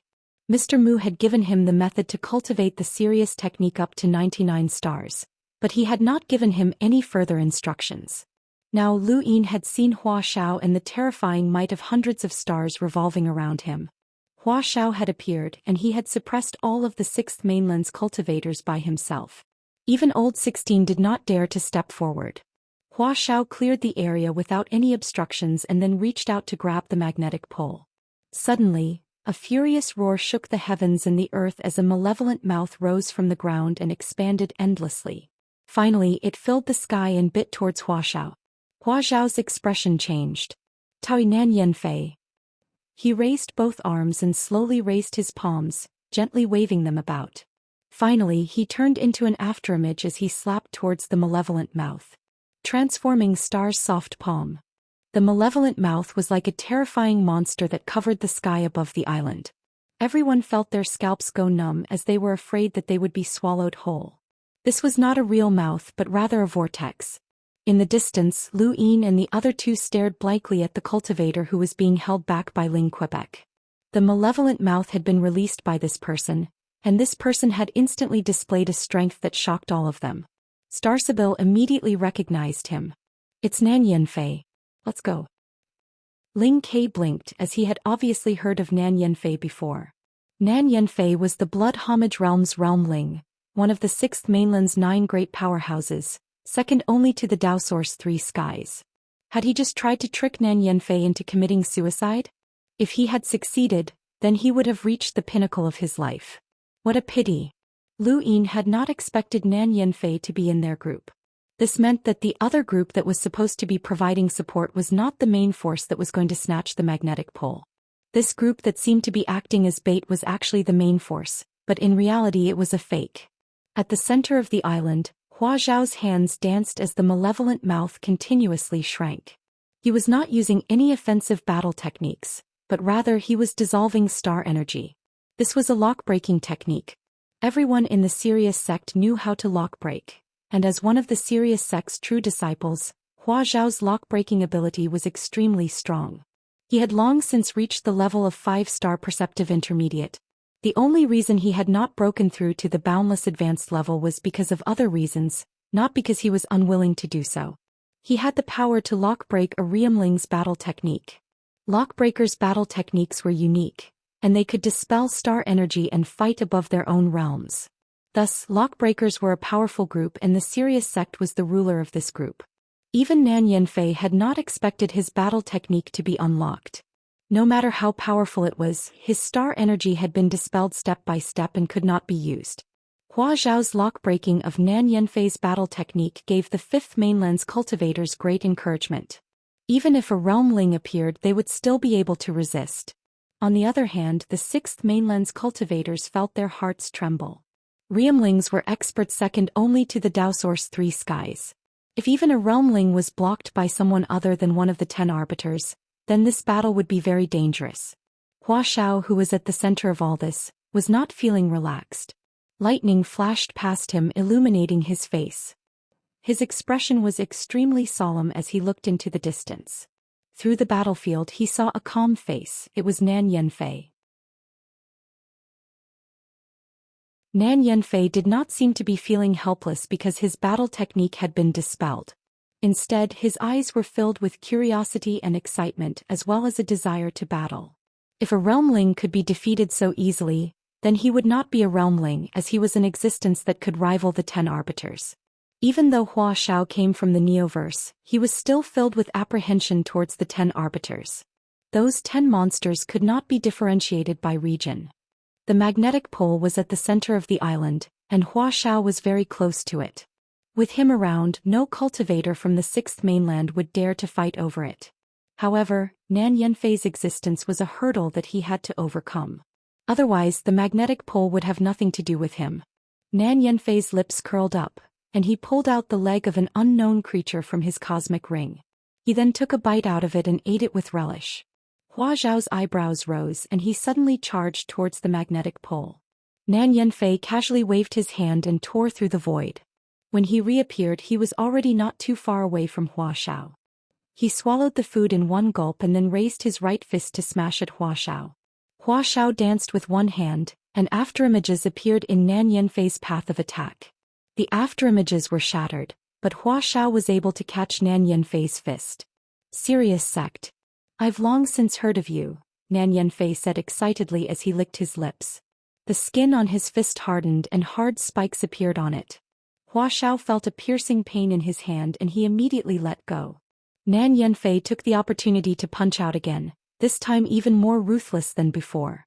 Stars revolved around Hua Zhao's body and he raised his palm. Stars appeared as he unleashed the serious palm. A violent explosion shook the island and the stars exploded.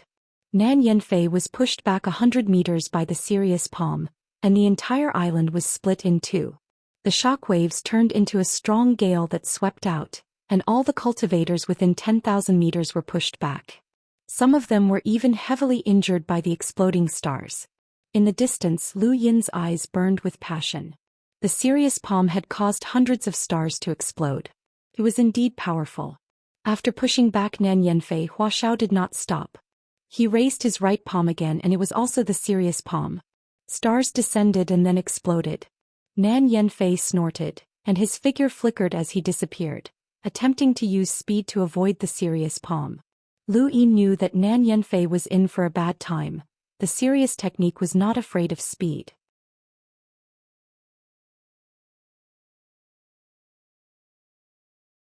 Chapter 972.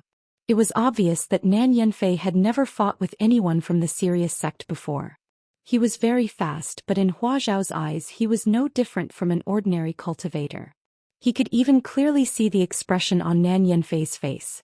Bang bang bang, hundreds of stars exploded, turning into powerful palm imprints that landed on Nan Yanfei's body. Nan Yanfei was once again sent flying, and he groaned as fresh blood trickled from the corner of his mouth. On the island, millions of cultivators were fighting, and they were all shocked by this scene. A realmling was actually being suppressed. Nan Yanfei was astonished. He had long heard that the people from the serious sect were difficult to deal with. This person was one of the serious sect's true disciples and a king-ranked expert. He was indeed powerful and had the strength of a hunter. Coupled with the serious sect's battle techniques, even Nan Yanfei was temporarily suppressed. Hua Zhao's expression did not relax. Nan Yanfei had not revealed his true strength, and he did not think that the previous palm strike had caused much damage to him. Is this serious sect's way of fighting? Seems like speed is useless against you. Since that's the case, I can only rely on absolute power, Nan Yanfei said calmly. Following that, his entire body began to change. Barbs appeared on his body and his body gradually enlarged. His entire being seemed to transform into a taotai as he charged towards Hua Xiao. Hua Zhao's heart trembled as he struck out with both palms. Serious palm. With a bang, the stars exploded, but it did not harm Nan Yanfei at all. The barbs on his body had blocked off the power of serious palm, and his fist landed on Hua Xiao. This was the first time he had struck Hua Xiao since the start of the battle, and this strike had almost caused Hua Xiao to collapse. A taotai was already terrifying and it could devour without end. The more it ate, the stronger its power would become. It could be said that Nan Yanfei's punch far surpassed Hua Zhao's serious palm. Hua Xiao spat out a mouthful of blood as his body was smashed into the island's ground. With him as the starting point, the island began to crack in all directions. Nan Yanfei sneered and leaped up. Then he suddenly charged down. What followed was a weight that even the void could not withstand. Below the island, Hua Zhao's eyes suddenly widened. The hundreds of stars on the surface of his body suddenly expanded, almost doubling in size. Then the stars exploded. Thousands of stars exploded, and the power was several times stronger than before. What was even more frightening was that he was able to control his fighting strength to below 200,000. This meant that Hua Xiao had not lost his mind from being beaten. The entire island shattered and countless cultivators on the island flew into the air. Ling Kei's breathing became sluggish and he almost choked on his own breath. As far as the eye could see, there were spatial cracks everywhere, accompanied by the rumbling of thunder. Ling Kei slowly came back to his senses as he watched the battle in the distance. He was inwardly speechless. Even a casual attack from those two wasn't something that he could withstand. Hua Xiao was indeed very formidable and he had probably activated 999 stars, which was the pinnacle of a certain aspect. When combined with his lock-breaking techniques, he was more than capable of going head-to-head with a realm Ling. However, Lu Yin did not believe that Nan Yanfei would lose. On the contrary, Nan Yanfei's eyes showed only traces of surprise and excitement from beginning to end. Transforming the flute was not enough to make his emotions fluctuate. The 999 stars exploded, forcing Nan Yanfei to retreat. Hua Xiao panted heavily, his fingers trembling slightly. It had not been long since he had activated 999 stars, and he had not gotten used to it yet. That attack just now had put him under considerable pressure. He had originally thought that he would be able to injure Nan Yanfei, but at this moment, it was as if Nan Yanfei had donned a layer of invincible armor, and he had merely been pushed back. Then Nan Yanfei charged forward once more, opened his mouth and roared loudly. The sky distorted and the lightning was swallowed up. A Taotia's mouth appeared above the heads of millions of cultivators, looking sinister and terrifying. Hua Xiao's pupils shrank and he raised his arms. Then another pair of arms appeared. This was his innate gift, transforming Star Soft Palm. His forearms used an ultimate technique in a futile attempt to unlock Nan Yanfei's Taotai Phantom. There was some effect, but it was not obvious. Furthermore, Nan Yanfei himself was still present. He aimed a punch at Hua Xiao from afar, and the wind from the punch distorted the void as it ruthlessly slammed into Hua Xiao's body. Hua Xiao spat out another mouthful of blood as his transforming Star Soft Palm was interrupted. The Taotai Phantom ferociously swallowed him whole. Many cultivators from the Fifth Mainland rushed forward. Some blocked the Taotai Phantom while others treated Hua Xiao's injuries. However, these people were far too weak compared to Nan Yanfei. Nan Yanfei casually waved his hand and caused their bodies to break apart. Even Kunan, who was ranked 20th on the top 100 rankings, could not withstand Nan Yanfei's strength. His long spear was broken by a single palm strike. "All of you back off," Hua Xiao shouted. Those who had not reached a certain level of strength would only be courting death. Nan Yanfei was not someone who could be defeated by numbers. The cultivators from the Sixth Mainland did not even try to stop him. It was clear how much confidence they had in Nan Yanfei. The Taotai Phantom descended and Hua Xiao roared as he took the blow head-on.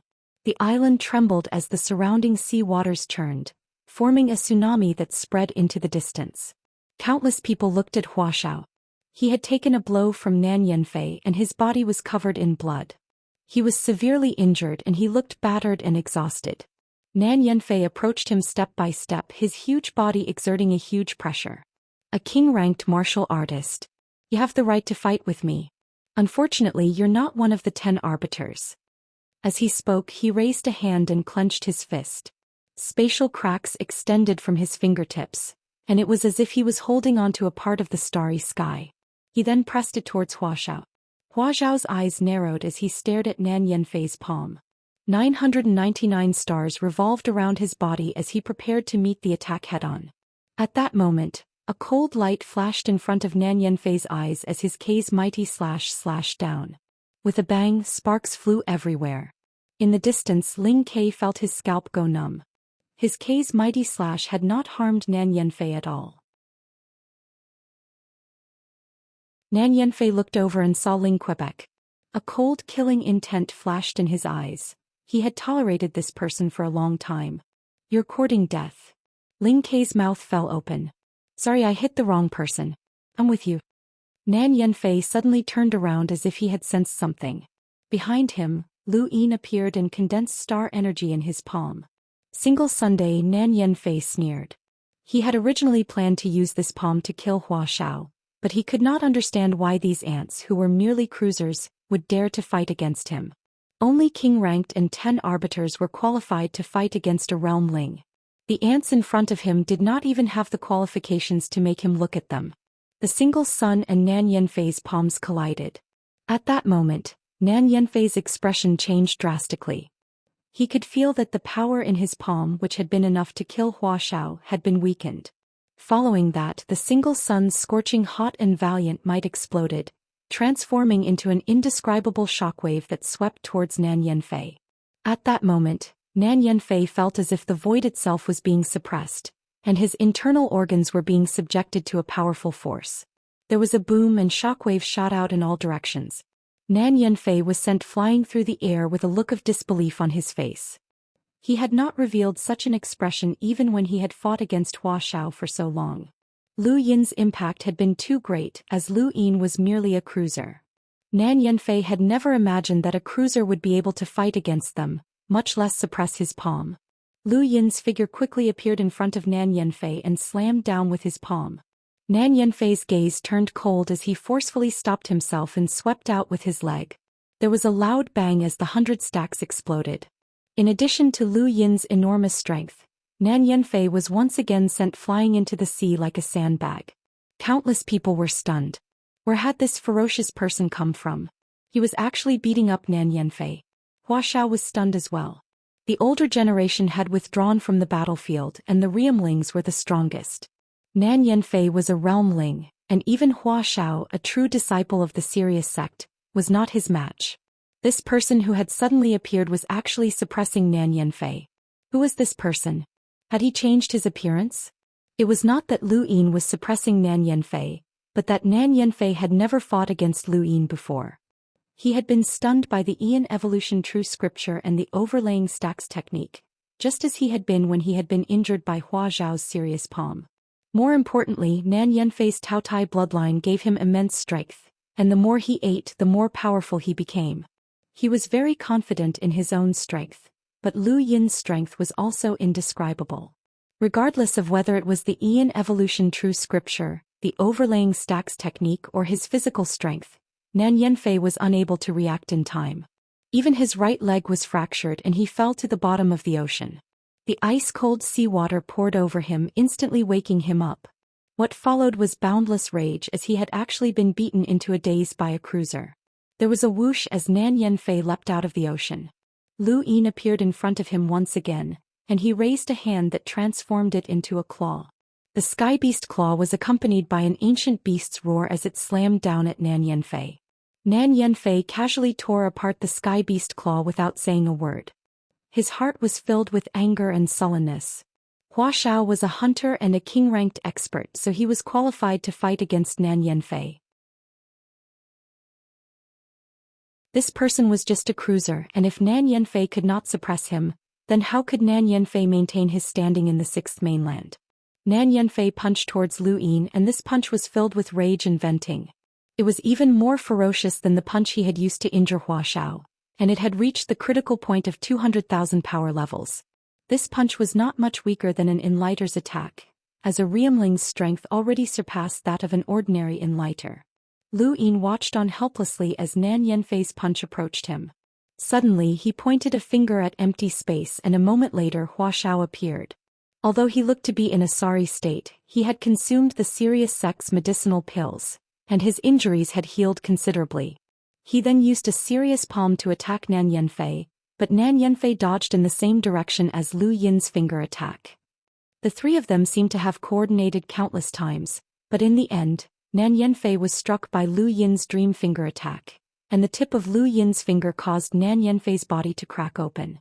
This was the second time that Nan Yanfei had been beaten into the ocean. Countless people were stunned as the realmling Nan Yanfei had been suppressed. In the sky, Lu Yin and Hua Xiao exchanged glances, and then they both looked into the distance. There Starsibyl's eyes flickered. Their previous coordination had been under her guidance, and she had been divining Nan Yanfei's attack trajectory. It seemed like Lu Yin and Hua Xiao were working together, but in reality Starsibyl was also needed. The three of them were working together to deal with Nan Yanfei. Under astral phenomenon's suppression, Lu Yin could even deal with an Enlighter with a power level of 300,000 to 400,000. Nan Yanfei definitely could not reach that level. However, a realm ling represented the pinnacle, and that was the pinnacle for those with power levels below 200,000. On the other hand, those enlighters with power levels below 200,000 did not represent the pinnacle. Enlighters with power levels below 200,000 might not be a match for a realm ling. In this domain they were the strongest. The realmlings, the 10 arbiters, and the Daoist 3 skies. Lu Yin had to be even more cautious when facing a realm ling than when facing those 300,000 to 400,000 enlighters. After a while Nan Yanfei still did not appear. Lightning flashed and illuminated the island, as well as the panicked faces of the 6th mainland's cultivators.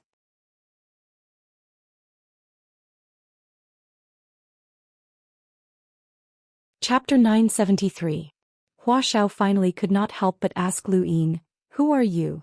Lu Yin. He did not hide anything as there was no need to. His appearance this time was due to the efforts of the Tong family's patriarch and ancestor Ilis. Lu Yin. Hua Xiao was puzzled as he had never heard of this name before. To Hua Xiao, outside of the Neoverse, the only people worthy of his attention were the Day-Night clan and the strongest heirs of the 4 pirate lords. Even if Lu Yin had not gone to the Outerverse, his reputation as an unequaled limiter would not have reached Hua Xiao's ears. "That woman should be Starsibel," Hua Xiao said. Lu Yin nodded and stared at the bottom of the sea. There, Nan Yanfei's rune lines had not decreased at all. This realmling had gone through 2 rounds of battle, but he had not been injured at all. "How many Starsibels are there in the Starsibil sect?" Hua Xiao suddenly asked. Lu Yin growled, "They're here." Hua Xiao stared at the surface of the sea. Nan Yanfei slowly appeared and rose into the air. His face was covered in terrifying barbs and he stared coldly at Lu Yin. "Who are you?" "Take a guess," Lu Yin casually replied. Nan Yanfei's eyes narrowed as he looked at Lu Yin and then at Hua Xiao. He then stretched his arms and twisted his neck. 2 king-ranked powerhouses. That's quite something. He then took out a giant beast leg and began to chew on it. In the distance, Starsibil's lips moved. Lu Yin and Hua Xiao attacked at the same time, one in front and one behind. Hua Xiao circulated his serious art while Lu Yin's eyes turned into runes. On the other side, Nan Yanfei swallowed the beast leg in one gulp and then clenched his fist and punched out at Hua Xiao. Hua Xiao suddenly dodged and Lu Yin raised his palm. A blazing sun appeared behind Hua Xiao and collided with Nan Yanfei's attack. The shockwave distorted the void and then shattered it. Nan Yanfei was shocked. It was this feeling again. The power of his fist had been weakened. At this moment Hua Xiao's palm struck towards Nan Yanfei's back. Nan Yanfei turned around and punched out, but Lu Yin seized the opportunity. Hua Xiao dodged once again, causing Nan Yanfei's fist to miss. His back was struck by Lu Yin's palm. Although the 100 stacks was unable to break through Nan Yanfei's defenses, it had still shaken up his internal organs, causing him to feel abnormally uncomfortable. If Nan Yanfei wanted to attack someone, that person would retreat while the other person would step forward. With Hua Xiao around, speed was meaningless. Lu Yin wasn't slow either, and he could even reduce Nan Yanfei's speed. After fighting for a full 20 minutes, Nan Yanfei did not manage to deal any damage to either of them at all. Starsibil could clearly see his every move and she was directing them in battle. Lu Yin finally experienced the thrill of teaming up with Starsibil in battle. This feeling was too exhilarating as even the realmlings could only be toyed with. Starsibil could even delay an imprinter, so it was not difficult for her to clearly see the realmlings' movements. The more Nan Yanfei fought, the more sullen he felt. His Taotai bloodline guaranteed his defense and strength, and even though he had to endure both Lu Yin and Hua Xiao's attacks, he was not injured at all. However, that sullen feeling only grew deeper and deeper, especially when he was being watched by millions of cultivators from both sides. Finally, he could not hold it in any longer. An imprint appeared behind him. It was the image of an old man who was brimming with vitality and seemed very kind. However, the moment this old man appeared, Nan Yanfei actually calmed down. Countless people looked at the imprint on Nan Yanfei's back. That old man made the cultivators of the 6th mainland excited. It was old man Songqiong, the all-heaven imprint. Nan Yanfei's imprint appeared, but it quickly disappeared. To many people from the 6th mainland, the appearance of an imprint was meaningless, as it only existed to increase one's strength. However, under the suppression of a celestial phenomenon, many people had to suppress their strength even if they did not use their imprints. Nan Yanfei was one such person, and his strength was also suppressed, so the appearance of his imprint was unavoidable. However, the appearance of his imprint calmed him down and he took a few deep breaths. He suddenly looked in Starsabil's direction and charged over. He was not stupid, as Starsabil had been directing the battle between Lu Yin and Hua Xiao the entire time. Although she had not said it out loud, Nan Yanfei could still tell from the traces of star energy that she had left behind. He had not paid much attention to her before, as he had wanted to crush her with absolute strength. However, he had now changed his mind. As the 6th Mainland's realmling, if he could not obtain victory, then it would be a huge blow to this campaign. Starsabil was not surprised that Nan Yanfei had attacked her, and she was not afraid. Lu Yin and Hua Xiao hurriedly chased after him. Nan Yanfei sneered and opened his mouth to roar. The phantom Tao Tai appeared once again and tried to swallow Starsabil. However, all that was left of Starsabil was an afterimage. She had long since disappeared. Nan Yanfei looked around and followed the traces of star energy. His gaze locked onto the bottom of the sea where Starsabil was hiding. Lu Yin and Hua Xiao rushed over and attacked Nan Yanfei together. The intense battle between the three of them was the key to determining the outcome of this campaign. Starsabil looked up from the bottom of the sea, but her gaze was not completely locked onto Nan Yanfei. Instead, she looked at Lu Yin. She still could not divine this person's location. What exactly was going on with him? Millions of people fought fiercely on the island, but none of the 6th Mainland's cultivators dared to interfere with Nan Yanfei's battle. However, it was useless even if they wanted to, as the shock waves from the battle between the three prevented others from approaching. Far away in the center of the island, blood flowed like a river around the magnetic pole. Hua Xiao and Nan Yanfei were not present, so Old 16 and the others had become the main force fighting for the magnetic pole. They were locked in a fierce battle when a shockwave swept over from the distance, and Old 16 and the others were sent flying. Lu Yin rushed over and grabbed the magnetic pole that was as tall as a person. In the distance, Old 16's eyes widened. This person was actually from the 5th Mainland? Many thoughts flashed through his mind, especially when he thought about Zhou Xian. Could Zhou Xian be a spy that the 5th Mainland had planted in the 6th Mainland? But then he remembered that he was the one who had brought these three here. Even if it was Zhou Xian's orders, he could not escape responsibility. Also, his flattery of Zhou Xian was about to bear fruit, and Zhou Xian had a good impression of him. Once Xiang married Zhou Xian, the position of family head would definitely not be hers. With Zhou Xian's support and Xiang's support, it was not impossible for Old 16 to become the head of the Lingtong clan. In that instant, Old 16 thought of many things, but he eventually decided not to say anything. As long as he could become the head of the Lingtong clan, he did not care if Zhou Xian was a spy from the 5th Mainland. The hundreds of cultivators from the 6th Mainland all attacked Lu Yin at the same time. Lu Yin's single attack caused a terrifying shockwave to sweep out in all directions, tearing apart many of the 6th Mainland's cultivators. No one was able to get close. Lu Yin had seized the magnetic pole, and in the sky, countless lightning bolts bombarded him. However, there was too little lightning to do anything to him. Nan Yanfei flew over from afar and attacked Lu Yin. Hand it over. Lu Yin seemed to be frightened and he tossed the magnetic pole over to Nan Yanfei. Nan Yanfei was flabbergasted and he caught the pole. Behind him, Hua Xiao struck out with both palms using serious palms.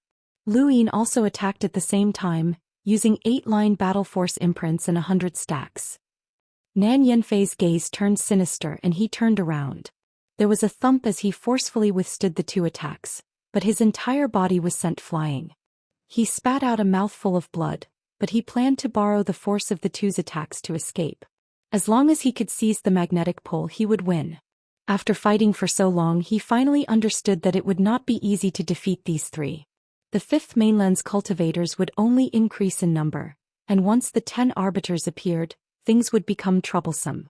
Nan Yanfei forcefully withstood the attack, and his body split open again as blood flowed out.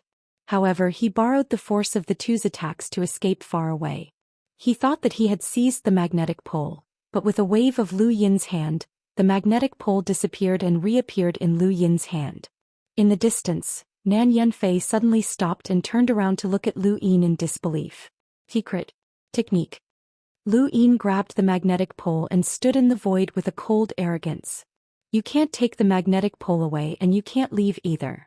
He then tossed the magnetic pole to Starsabil, and then he and Hua Xiao charged out at the same time.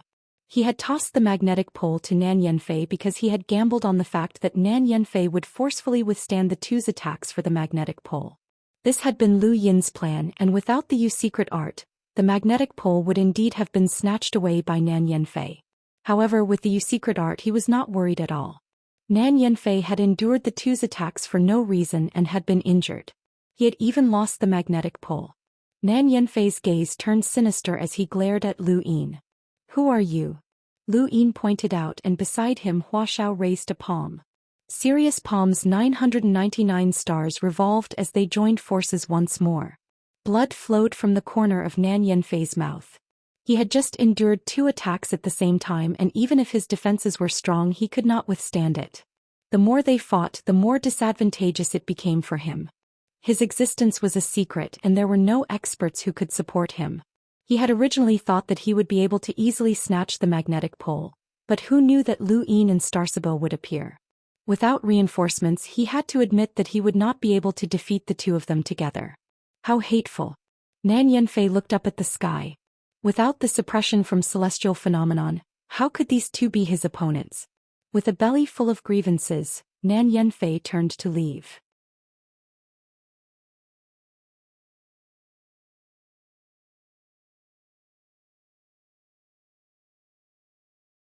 Chapter 974. Starsabil grabbed the magnetic pole and flew out of the sea. Lightning gathered in the sky and suddenly struck down. Starsabil's figure flashed, and the lightning struck the surface of the sea, spreading through the water to the island. Millions of cultivators from both sides were affected by the lightning, and they howled in agony. Nan Yen retreated, and Old 16 and the others no longer had any desire to continue fighting. They retreated, but it was not so easy. The cultivators from the fifth mainland chased after them, and Hua Xiao also acted. Sirius 999 stars exploded, and all the cultivators from the sixth mainland within a 100-kilometer radius were wiped out. Lu Yin's trio did not pursue the cultivators from the sixth mainland, especially Lu Yin. He took out his token, which had originally been made of half-life source material, but he had forcefully upgraded it to life source material. He then gave out orders. It was time to show off. The thunderstorm area was very large, and the magnetic poles were placed in 5 different directions: the south, the west, the north, the northeast, and the northwest. The 5 magnetic poles attracted and repelled each other, so the thunderbolts in the thunderstorm area were always fixed in the sky and would not fall completely. This made this area habitable. Starsabil's magnetic pole was in the northeast direction. In the south there were also millions of cultivators fighting each other. The south was the most common battlefield between the cultivators from the 6th and 5th mainlands in the thunderstorm region. However, none of the 10 arbiters had appeared in the south for this battle for the magnetic pole. Zi arrived at the southern battlefield and scanned the area. She saw a black blade wreaking havoc on the battlefield, and any cultivator from the 6th mainland who came into contact with it was unstoppable and easily torn apart. She also saw a man looking down from above, his palms flying everywhere. Even the heirs of a world imprinter family would find it difficult to contend against him. She also saw a man playing a flute, causing countless cultivators from the 6th mainland to howl in pain. It was as if they had heard the voice of the underworld. Although the 10 arbiters were not present in the southern battlefield, these 3 people could all fight against a realm ling. These 3 had the strength of a titled king, and this was the southern battlefield. The 5th mainland was very strange. With the addition of a new batch of experts from the Neoverse, their absolute power level was no less than that of the 6th mainland. In particular, there was a group that was infinitely close to being a realm ling, which was why the Daoist 3 skies had appeared. Ji coldly harumphed as she watched the 3 kings slaughter the 6th mainland's cultivators. She took a step forward and appeared in front of the man playing the flute. She raised her hand and grabbed the flute. The man's pupils shrank and the rhythm suddenly changed. It no longer spread across the battlefield, but concentrated within a radius of a few meters. Its power increased by several times, but an invisible light shield appeared on the surface of Ziyi's body. She was completely unaffected by the rhythm and her hand did not stop at all. The man was shocked and hastily retreated. As soon as he took a step back, Ziyi's hand grabbed the flute, and with a cracking sound the flute split open. "Who are you?" The man was shocked. Ziyi's gaze turned cold. "You're Tai Yuanjun, ranked second on the 5th mainland's top 100 rankings. You're quite strong."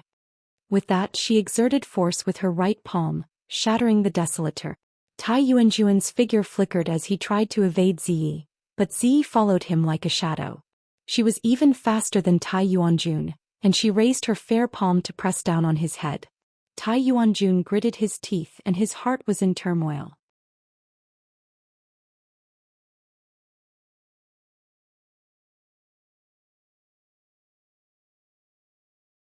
This was Ziyi's most reliable plan. If they had followed this plan, the 6th mainland would have been able to win in the thunderstorm zone. However, something unexpected had happened. On the western battlefield, White Knight and Xianxia were locked in an intense battle. The two of them had fought so many times that they were already familiar with each other. They could even guess what the other was thinking based on the intensity of their battle.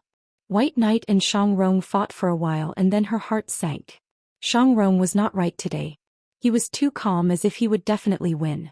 If he was not her match, then there were still other experts. In the distance, Dachi Yuanjun was eager to give it a try and was ready to attack at any moment.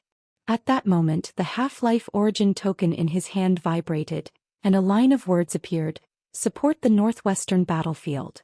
Dachi Yuanjun was stunned as he looked at the half-life origin token. The northwestern battlefield? Could one of the 10 arbiters have appeared? What should he do here? He was lost, but after thinking about it he still obeyed Ziyi's orders. He gave up on the western battlefield and rushed towards the northwestern battlefield at full speed. Although the thunderstorm zone in the cosmic sea was huge, with Dachi Yuanjun's speed, it would not take long for him to reach the northwestern battlefield. Dachi Yuanjun had left, but Xianxia did not know. He was still waiting for Dachi Yuanjun to attack. After waiting for a while there was still no movement. Xianxia became anxious. White Knight's attacks were becoming fiercer and fiercer. Perhaps she had guessed it, but he had no choice. He shifted the battlefield in Dachi Yuanjun's direction. When he shifted the battlefield, White Knight felt that something was wrong. Her attacks became fiercer and so did her attacks. Xianxia felt aggrieved and had to multitask. He blocked White Knight's attacks while searching for Dachi Yuanjun. He was eventually struck by White Knight and fell into the sea. On the southern battlefield, Tai Yuanjun, the 5-meter-tall man from Burial Garden, and Mu Xing had all been defeated. The three of them could not break through Ziyi's defenses even if they worked together. Ziyi was just about to attack and deal with the three of them when her Dao origin token vibrated. She looked over in surprise and saw a line of words appear: "Support the northern battlefield." Ziyi was stunned. What was going on?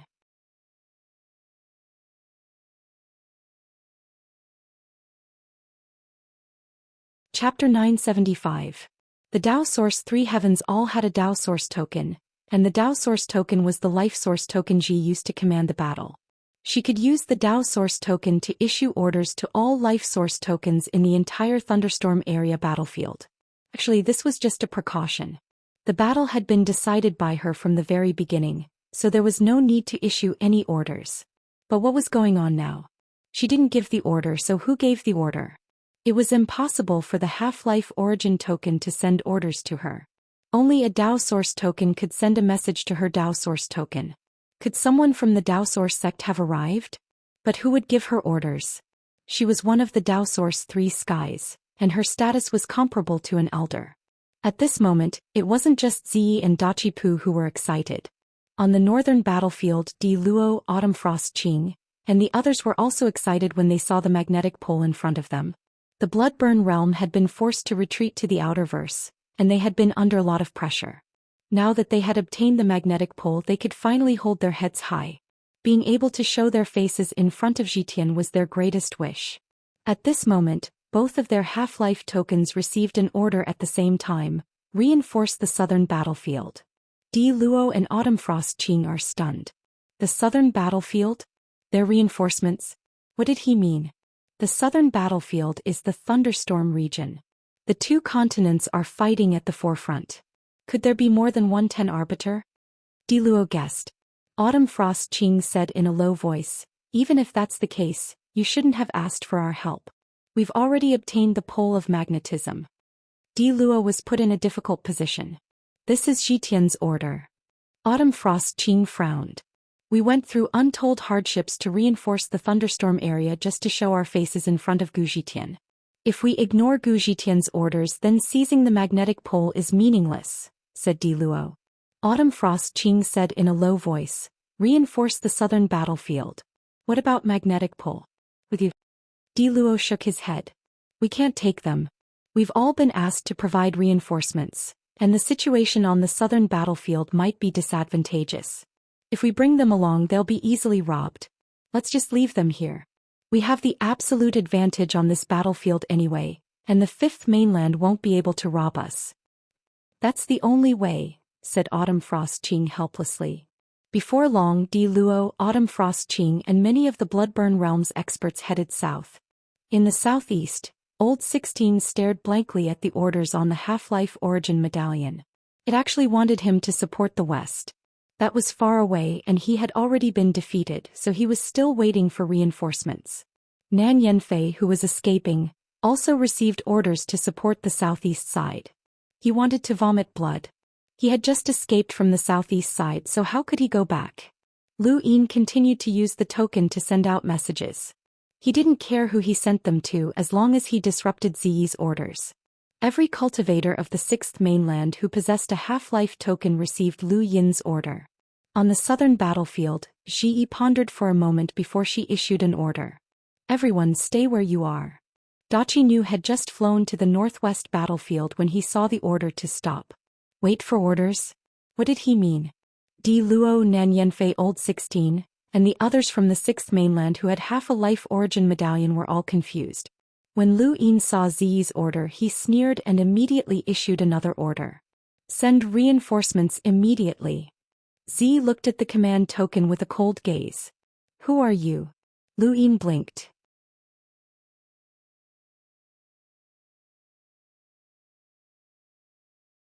It was better than starting a battle according to Ziyi's plans. The people from the Sixth Mainland could not tell whether the command from the medallion was real or fake. Some people decided to stay put and wait for orders, such as Di Luo and Autumn Frost Qing. They had already snatched a magnetic pole, and there was no need for them to take the risk of leaving. Since they could not tell whether the command was real or fake, they simply stayed put. However, there was still someone who acted according to the order, and that person was Dachi Nu. He was not exactly acting according to the order, as he was just like Ziyi, and his mind was filled with thoughts of finding the imposter. He needed to prove Ziyi's innocence not only to others but also to himself. His rationality told him that Wu Taibai could not possibly have anything going on with Ziyi, but when he thought of Wu Taibai's face and how gentle he had been with Ziyi, he could not help but feel jealous. Was there really nothing going on? There was definitely nothing going on, and even if there was something going on, Ziyi would not have sent it out. But what if she was expressing her love for him? No, that was impossible. Ziyi was not that kind of person. He had to find the imposter, find him, and kill him so that he could clarify the relationship between Ziyi and Wu Taibai. He had to prove Ziyi's innocence. Dachi Nu threw all thoughts of the battlefield and the magnetic poles to the back of his mind. After being provoked, Dachi Nu sped up and quickly arrived at the northern battlefield. He discovered that the magnetic poles had already been seized by Di Luo and the others. It was obvious that the imposter would not be in this battlefield. With that thought in mind, Dachi Nu headed towards the northeastern battlefield. In the western battlefield, Shang Rong had still been defeated, and the magnetic poles had been seized by White Knight. In a normal battle he would not have lost so quickly, but it was all because of Dachi Nu and the medallion's words that had caused him to lose the will to fight. On the other side, Ziyi headed towards the southeast. She did not know where the imposter was, but it did not matter. She would search for them one by one, and the southern magnetic pole had been brought along by her. She had originally wanted to use battle tactics to obtain victory in the thunderstorm zone, but now that something like this had happened, she did not intend to wait any longer. She decided to personally take action and seize all the magnetic poles. With her strength she could do it. The moment the magnetic poles moved, the entire thunderstorm zone's weather changed. Some magnetic poles attracted lightning while others repelled it. Starsabil's magnetic pole was meant to attract thunder, while Zi's magnetic pole was meant to repel thunder. When these two magnetic poles moved, the weather in the southern part of the thunderstorm zone completely changed. The weather in the north also changed. The 10 arbiters did not see the light and they headed west with the magnetic poles. Their goal was the same as Zi's, to take action and seize all the magnetic poles. Their original target was the north, but as the weather in the south changed, the entire thunderstorm zone changed as well. The 10 arbiters looked towards the southeast and then charged in that direction. The 10 arbiters were unparalleled existences that stood at the very peak of the continent. They did not fear anyone, and even if they knew that the source origin 3 skies were right in front of them, they would not avoid them. The thunderstorm zone was very large, and it was not considered a strange weather phenomenon. It would take a normal cultivator a long time to cross it, but for the Daoist 3 skies, the 10 arbiters and the Realmlings, this area was not that large. This was especially true for the enraged Zi. The only thing she wanted to do now was to find the bastard who had impersonated her. Even tearing off his tendons and skinning him would not be enough to quench her hatred. A woman's intuition was terrifying, and she did not choose to head west or north.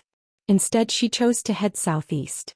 Nan Yanfei had fled, and the remaining hundreds of thousands of cultivators from the 6th mainland were forced to retreat. Hua Xiao was invincible and no one could stop him. Even Old 16 and the others were forced to retreat. Lu Yin and the rest had relaxed, and Ling Ke had even suggested that they go to the other regions to take a look. Perhaps they could seize another magnetic pole and increase their contribution points while also being conferred a title. At the very least, he wanted to be made a marquis. Suddenly, Starsibyl's expression changed. Not good. Sko. Ling Ke was stunned. What? Starsibyl suddenly turned around and stared towards the west. At the same time, Lu Yin looked over as well, and he saw a wave of rune lines rushing towards them. The number of rune lines was not exaggerated, and under the suppression of the weather phenomenon, they could only reach a power level of 200,000 at most. However, the speed of the rune lines was truly ridiculous. If the void was torn too large, then without a certain level of control, it could easily exceed that power level. Back when they had escaped from the Greyweed continent, only imprinters had been able to catch up to them. Everyone else could tear through the void, and hunters could easily travel to distant places. However, they had not dared to do so. At this moment, Lu Yin saw that the rune lines had not torn through the void. Just the speed alone made his scalp go numb. In the blink of an eye, the rune lines had arrived, and the void was pushed aside by the speed, forming layers of ripples.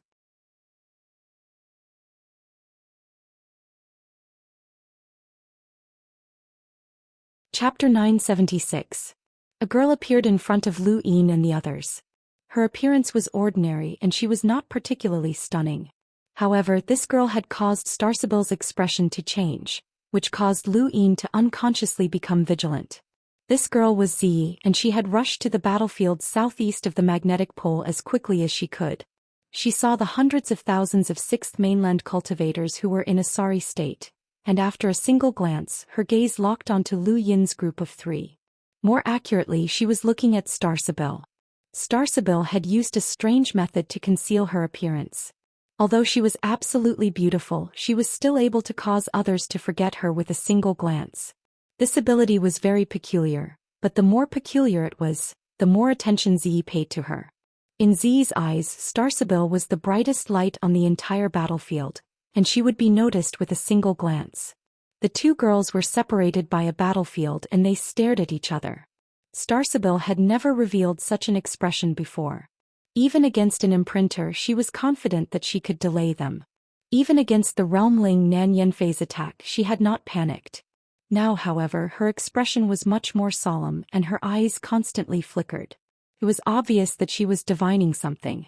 "I'm Zi," Zi said, her tone indifferent. Lu Yin and Ling Ke's expressions changed. "The Daoist 3 skies, Zi." Starsibyl unconsciously clenched her fists. Sure enough, only the Daoist 3 skies could make her feel this way. Lightning suddenly descended from the sky, crashing into the seabed. Zi looked over. "The magnetic pole has been snatched by you guys. Where's Nan Yanfei?" Across from them, Ling Ke asked in a low voice, "Do you think that you can escape if you split up?" Lu Yin frowned and looked at Zi. He did not believe that he could not stop this girl. The rune progenitor had changed the weather, and only those who cultivated the Aeon evolution true scripture were trial takers. Everyone else was just a foil, and the Dao Source 3 skies were no exception. Why would the dignified Dao Source 3 skies personally take action? Starsibyl asked. Ziyi's gaze turned cold. I'm asking you, where's Nan Yanfei? As she spoke, Hua Xiao suddenly appeared behind her and struck out with his palm. 999 stars appeared and exploded, enveloping Ziyi. Ziyi frowned. The invisible light shield around her completely blocked the power of Sirius's palm. Hua Xiao was shocked. His palm could not move an inch forward. The Sirius sect is a very powerful sect, but it's a pity that their successor is nothing more than this, Ziyi said indifferently. She casually waved her hand, and a visible shockwave obliterated Hua Xiao's star energy and sent him flying back 1,000 meters. His palms were red and trembling. He had not been able to block the shockwave that his opponent had casually unleashed. That shockwave had not been formed from physical strength or star energy, but rather an indescribable and irresistible power. Attack! Lu Yin barked as he leaped towards Ziyi. Since the Dao Source 3 skies had appeared, there was no reason for them to escape. Furthermore, with Ziyi's speed they might not be able to escape. In truth, he didn't want to face the Dao Source 3 skies head-on, but he couldn't avoid them now. Ziyi glanced at Lu Yin in astonishment. A 5-cycle cruiser? There was a thump, and Lu Yin's single palm landed on Ziyi's invisible light shield. He erupted with 100 stacks, but it was useless. Just like Hua Xiao, his palm could not move an inch forward. Ziyi was shocked. The overlaying stacks path is a domain that the Divine Fist specializes in. It's a pity that you only have 100 stacks. If you could reach 200 stacks, I'd be impressed.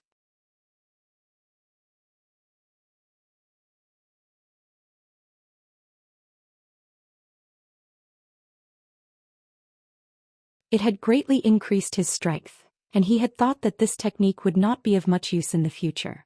However, during his battle with Zhanlong Day-Night, he had relied on this technique to suppress the Day-Night restoration technique. Later on, he had used this technique to get involved with the Spectre clan. This time it might be because of this technique once again. The arcane art of life and death was something that Lu Yin had not understood back then. Only now did he realize how heaven-defying this technique was. It was a technique that could turn a dead person back into a living person. This was something that even a secret technique could not accomplish. Unfortunately, this technique could not be cultivated, and whether or not one could use it depended entirely on one's luck. It seems like you've remembered something. Vitality energy is a mystical technique of my 6th mainland's Dao Source sect, and you're not affected by it. I'm very curious, so come with me. Ziyi stepped through the void and appeared in front of Lu Yin. She did not move, but vitality energy condensed and transformed into a sword that she held in her hand. Actually, when I was bored, I practiced some sword techniques. As she spoke, the vitality energy sword stabbed out and a cold light flickered. At this moment, there was only this sword in the world. This was Ziyi's sword. The Dao Source 3 skies were the future sky of the 6th mainland, and their innate gifts were unimaginable. Ziyi had indeed practiced some sword techniques when she was bored, but even so, this sword was terrifying enough to make one's scalp go numb.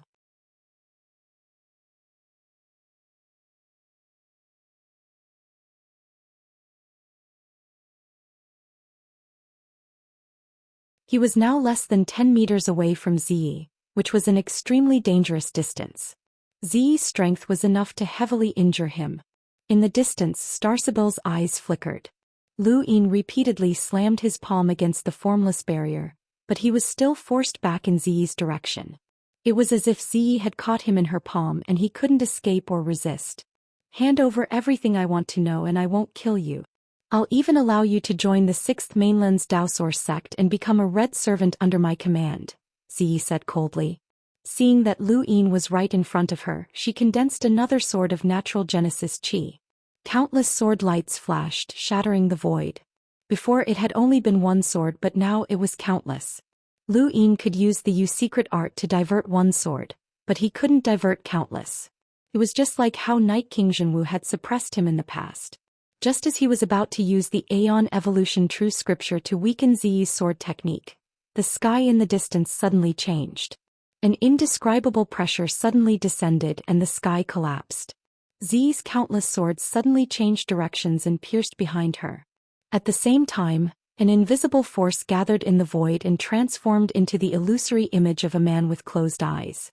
His hands slowly spread apart, forming numerous afterimages that paused in the void. Finally, his palms came together and perfectly caught Zi's sword of natural genesis Qi. Zi's terrifying sword technique was suppressed just like that. Lu Yin was stunned. Was this a domain? In the distance, a figure tore through the void and walked out. His eyes were closed as he faced Zi. As he appeared, the illusory image of the man with his palms together vanished, and Zi's sword of natural genesis Qi also vanished. Starsibyl stared at the newcomer in astonishment. One of the 10 arbiters, invisible light. Among the 10 arbiters there was one whose eyes were forever closed. Legend had it that he did not need eyes as his battle technique had blinded him. There were also legends that said that when he opened his eyes, the world would lose all light. In short, there were many legends about invisible light and many people were curious about his name. Invisible light did not sound like a name, but he was indeed called invisible light. It was as if his eyes were tightly shut and he would never be able to see the light. One of the 10 arbiters, invisible light, had arrived. None of the 10 arbiters could be underestimated. The Realmlings were on par with the 10 arbiters in terms of status and strength. Zi was above the Realmlings, but that did not mean that she was above the 10 arbiters. Invisible light was a mysterious existence even among the 10 arbiters. I've long heard of the Dao Source 3 skies and I'm honored to meet you today. Invisible light slowly walked through the void and faced Zi. Although he could not see at his level of cultivation, it made no difference whether he could see or not. Zi had a strange look in her eyes. Invisible light of the 10 arbiters? I've heard a lot about you. Was that your domain? That's right, invisible light replied. Zi sighed in admiration. You're worthy of praise for being able to cultivate your domain to such a level. Invisible light's lips curled up. Is it only worthy of praise? Why don't you ask the Dao Source 3 skies for guidance? Sure, Zi happily agreed. She was now almost certain that the person who had impersonated her was invisible light. Aside from the 10 arbiters, who else in the 5th mainland could do such a thing? However, how had this person obtained a life origin token? Their personalities did not resemble each other, but no one else could have done such a thing. Dodge! Starsibyl suddenly barked. A cold light exploded in front of Lu Yin's eyes as Zi once again condensed a sword of raw energy. She turned around and slashed at him in an attempt to heavily injure him. He hurriedly used the secret art to transfer his sword, and the sword light was deflected. However, he quickly followed up with a second attack. At this moment, a vast domain swept over them, and both Zi and Lu Yin felt as if they were stuck in a quagmire. Invisible Light's force field was a phantom image of himself that had been magnified 100 times. As he raised his hand, the phantom image that was 100 meters tall also raised its hand and pressed down on Zi. Even Lu Yin was caught in the attack. Lu Yin cursed under his breath and tried to escape, but he was trapped by the invisible barrier. Zi raised her hand, and her raw energy transformed into a giant palm that could be seen with the naked eye. It collided with the invisible domain. The void exploded like a sudden clap of thunder. An enormous bolt of lightning flashed past, and the sky was densely filled with countless cracks. As for Lu Yin, he had been knocked down into the sea by the two of them. The moment that Zi's domain had struck him, the formless barrier that had trapped him had been taken away by Zi, and he had been caught off guard. He experienced what Nan Yanfei had experienced before, and the sea was icy cold. Fortunately, he had broken through to the cruiser realm and had a powerful physical body, which allowed him to avoid being heavily injured. Otherwise, he would have suffered even if he had been swept by the shock waves. Lu Yin looked up and saw two mighty forces colliding on the surface of the sea. The invisible force field was a phantom image that was 100 meters tall, while Zi's raw energy could take on any form. It was like two giants clashing against each other. Regardless of whether it was the invisible domain or Zi's raw energy, neither was something that ordinary cultivators could withstand. Even the shock waves that swept across the battlefield caused the millions of cultivators on the battlefield to suffer. The invisible domain's suppression caused them to vomit blood, while Z's raw energy turned them to dust. Each was more terrifying than the last. Starsabil and Hua Xiao had both retreated, as they did not need to interfere in this battle. The 10 arbiters were very powerful and everyone considered them to be on par with the Realmlings. However, the Daoist 3 skies had always been above the 10 arbiters. Lu Yin had been suspicious for a long time. The 10 arbiters usually won more than they lost against the Realmlings, so did that mean that they could challenge the 6 continents Daoist 3 skies? Did that mean that they represented an even higher level of power? Back on Earth there had been 7 Skysoars and they were known as the 7 Sages. The 7 Sages were also divided into 3 upper sages and 4 lower sages. Although both sides were known as the 7 Sages, there was a huge difference in power.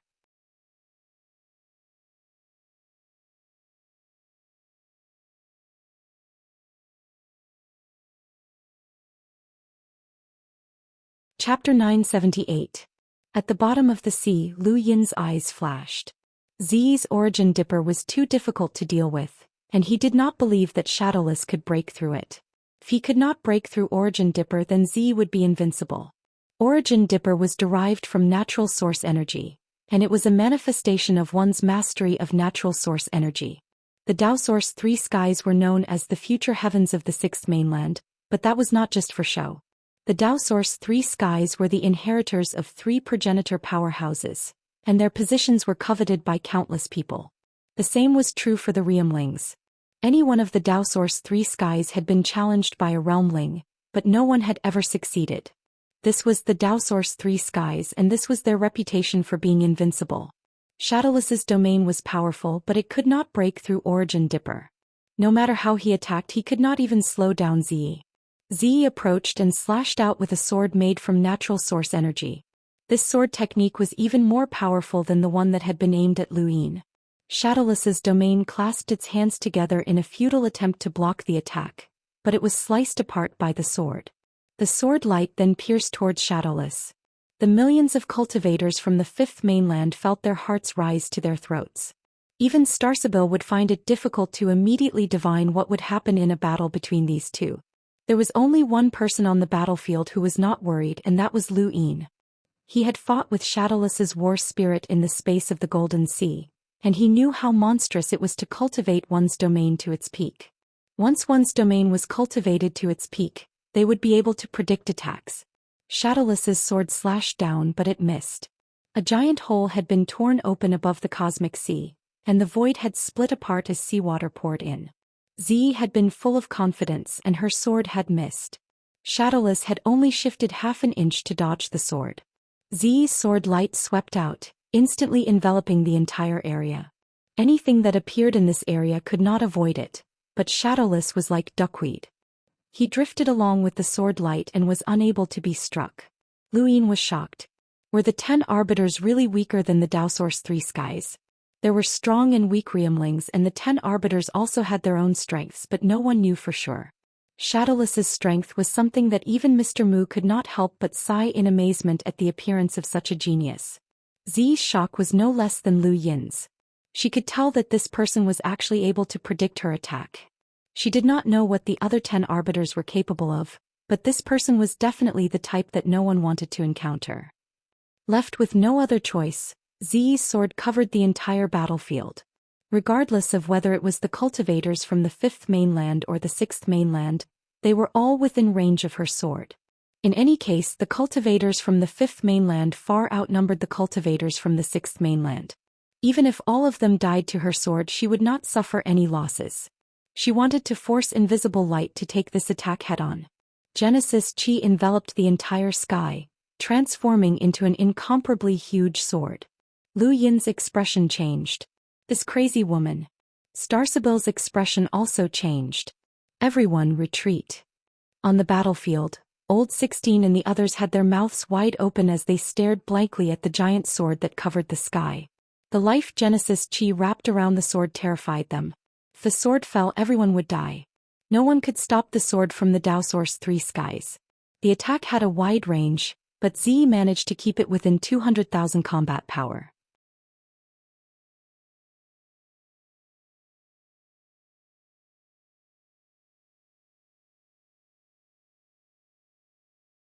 Z muttered to herself for a moment, and then her eyes flashed as she looked at invisible light. Our battle will not end anytime soon. As long as you promise me that you won't impersonate me again, I can leave. Invisible light was puzzled. Impersonate you? In the distance, Starsibyl looked at the bottom of the sea. The word, impersonate, reminded her of Lu Yin. At the bottom of the sea, Lu Yin felt awkward. Impersonate me? She couldn't have come here just because of that, right? What, you dare to do it but don't dare to admit it. Aside from you and White Knight, who else in the thunderstorm area can do such a thing? Z asked indifferently, her tone cold. Invisible light remained silent. He did not admit it, but he did not deny it either. If you impersonate me again, I'll make sure that you have no door to heaven or hell, no matter what price you have to pay, Z barked before tearing through the void and leaving. She was certain that invisible light was impersonating her, and her anger had dissipated after the battle. Z had acknowledged that invisible light was someone on the same level as her, which meant that the impersonation had turned into a ploy. There was nothing to be angry about if the ploy had failed. After Z left, the hundreds of thousands of cultivators from the 6th mainland also left. Both sides had separated when Z and invisible light had fought, and now that they had retreated, the cultivators from the 5th mainland did not pursue them. There was a price to pay if they did, and anyone could die. They were cultivators, not soldiers, and they would not seek death for no reason. Besides, they were also afraid of luring Z back. Regardless of whether it was the source of origin energy or the flames from the scarlet blaze eyes, they were all quite difficult to deal with. Invisible light closed his eyes once more and the stifling domain dissipated. Countless people breathed a sigh of relief.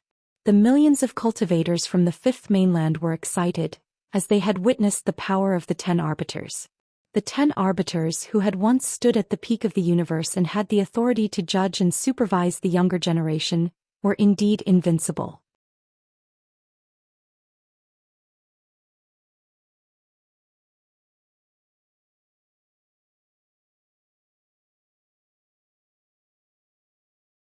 Lu Yin did not know when he would be able to challenge the 10 arbiters. Everyone was worried that Z would cause trouble for White Knight, so aside from Hua Xiao, Starsibyl and Lu Yin all followed invisible light to the west. Starsibyl had the ability to divine while invisible light had witnessed Lu Yin's strength. These two were qualified to travel together. Invisible light brought along a magnetic pole while Starsibyl brought along a magnetic pole. Together they attracted the weather in the thunderstorm zone and headed west. Meanwhile, Dachi Nu arrived at the northeast battlefield where the magnetic pole was being contested. He discovered that the magnetic pole had been taken away by invisible light, and they had been defeated. In a fit of rage, he headed southeast and bumped into Nan Yanfei. When Nan Yanfei discovered Dachi Nu, he was pleasantly surprised and turned back. He believed that the two of them would be able to defeat Lu Yin and the others if they worked together. In the west, White Knight had seized the magnetic pole, and Shang Rong had been forced to retreat with heavy injuries. However, White Knight still did not give up and wanted to destroy Shang Rong. But even if she could defeat Shang Rong, it would not be easy for her to kill him. Shang Rong was a realmling after all, and he had fought with White Knight many times. There was not much of a difference in their strength. The entire thunderstorm zone was filled with chaotic battles, and even though the magnetic pole was gone, many battlefields were still filled with slaughter. Starsibyl's guess was not wrong. Z had retreated to the southeast battlefield, but that did not mean that she had given up on the magnetic pole. Instead, she had rushed to the west battlefield. She had seen Lu Yin's order to cause trouble, and she was worried that Shang Rong and Dachi Nu's alliance would result in an accident. There were 5 magnetic poles in the thunderstorm zone, and she already had one in her hands. She needed to obtain 2 more. She had been full of confidence, but those orders had disrupted her plans. Along the way, they passed by the southern battlefield, which gave Tai Yuanjun and the others a fright.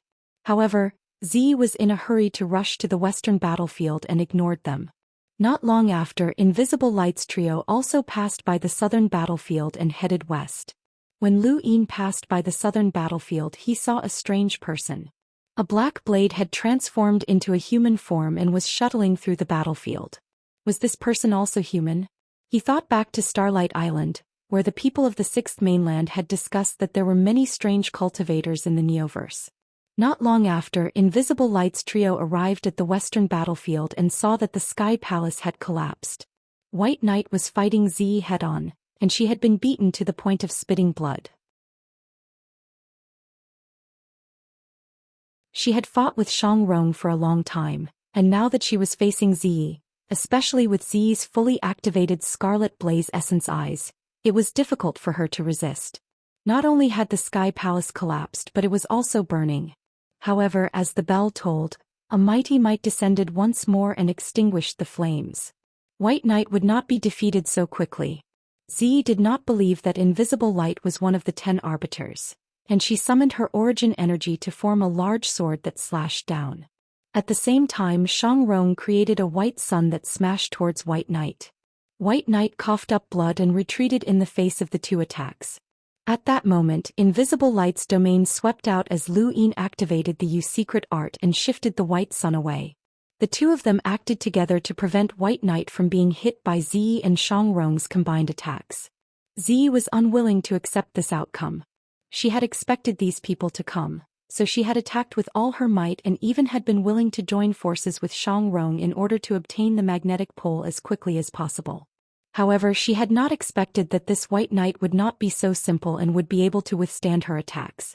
Even if she was in a miserable state, being able to withstand her and Xianxia's combined attacks was still impressive. Now that Invisible Light's trio had arrived, there was no use in Zi's unwillingness. Under the suppression of the celestial phenomenon, it would be very difficult for her to defeat Invisible Light. With Lu Yin and White Knight by her side, it would be impossible for her to snatch the magnetic pole. Xianxia's mouth was bleeding as he stood beside Zi. When he saw that Invisible Light and Starsabil both had magnetic poles, his expression turned ugly. White Knight had also snatched the magnetic pole here, which meant that she had 3. Zhitian, they have 3 magnetic poles, Xianxia said bitterly. Zi glanced over. I know.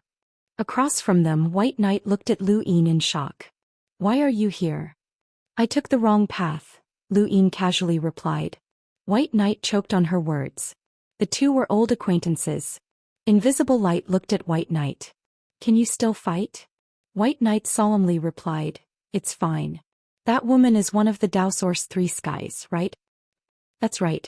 Her astral origin is indestructible and her life energy is very powerful. She also has an innate gift and she hasn't used any of her secret techniques yet. White Knight's eyes narrowed. She'll be difficult. Invisible Light smiled. Not really. I can hold her back. That Xianxia isn't hard to deal with since he's injured. Leave Xianxia to me, Lu Yin said. He was eager to find a realmling to fight one-on-one, especially one who was heavily injured. This was a rare opportunity. White Knight frowned and glanced at Lu Yin. You can deal with a realmling? Have you forgotten how miserable you were back then? A day apart feels like 3 autumns. Do you believe that I can beat you up even now? Lu Yin retorted. His confidence had swelled and he had been trembling with fear when facing White Knight back then. Now, however, he no longer needed to. This woman had no chance of defeating him, and with the suppression of astral phenomenon, even if he could not win, he could still escape. White Knight raised a brow. You're provoking me. Are you two familiar with each other? Invisible Light was puzzled. Lu Yin was about to speak when he sensed White Knight's threatening gaze. He recalled the cute and elegant face beneath the white armor. Forget it, a gentleman would not fight with a woman. Not really, but we've met a few times. Starsabil was puzzled as Lu Yin had met many people before. White Knight rarely showed herself, but he had met her a few times. Across from them, Xianxia looked at Lu Yin.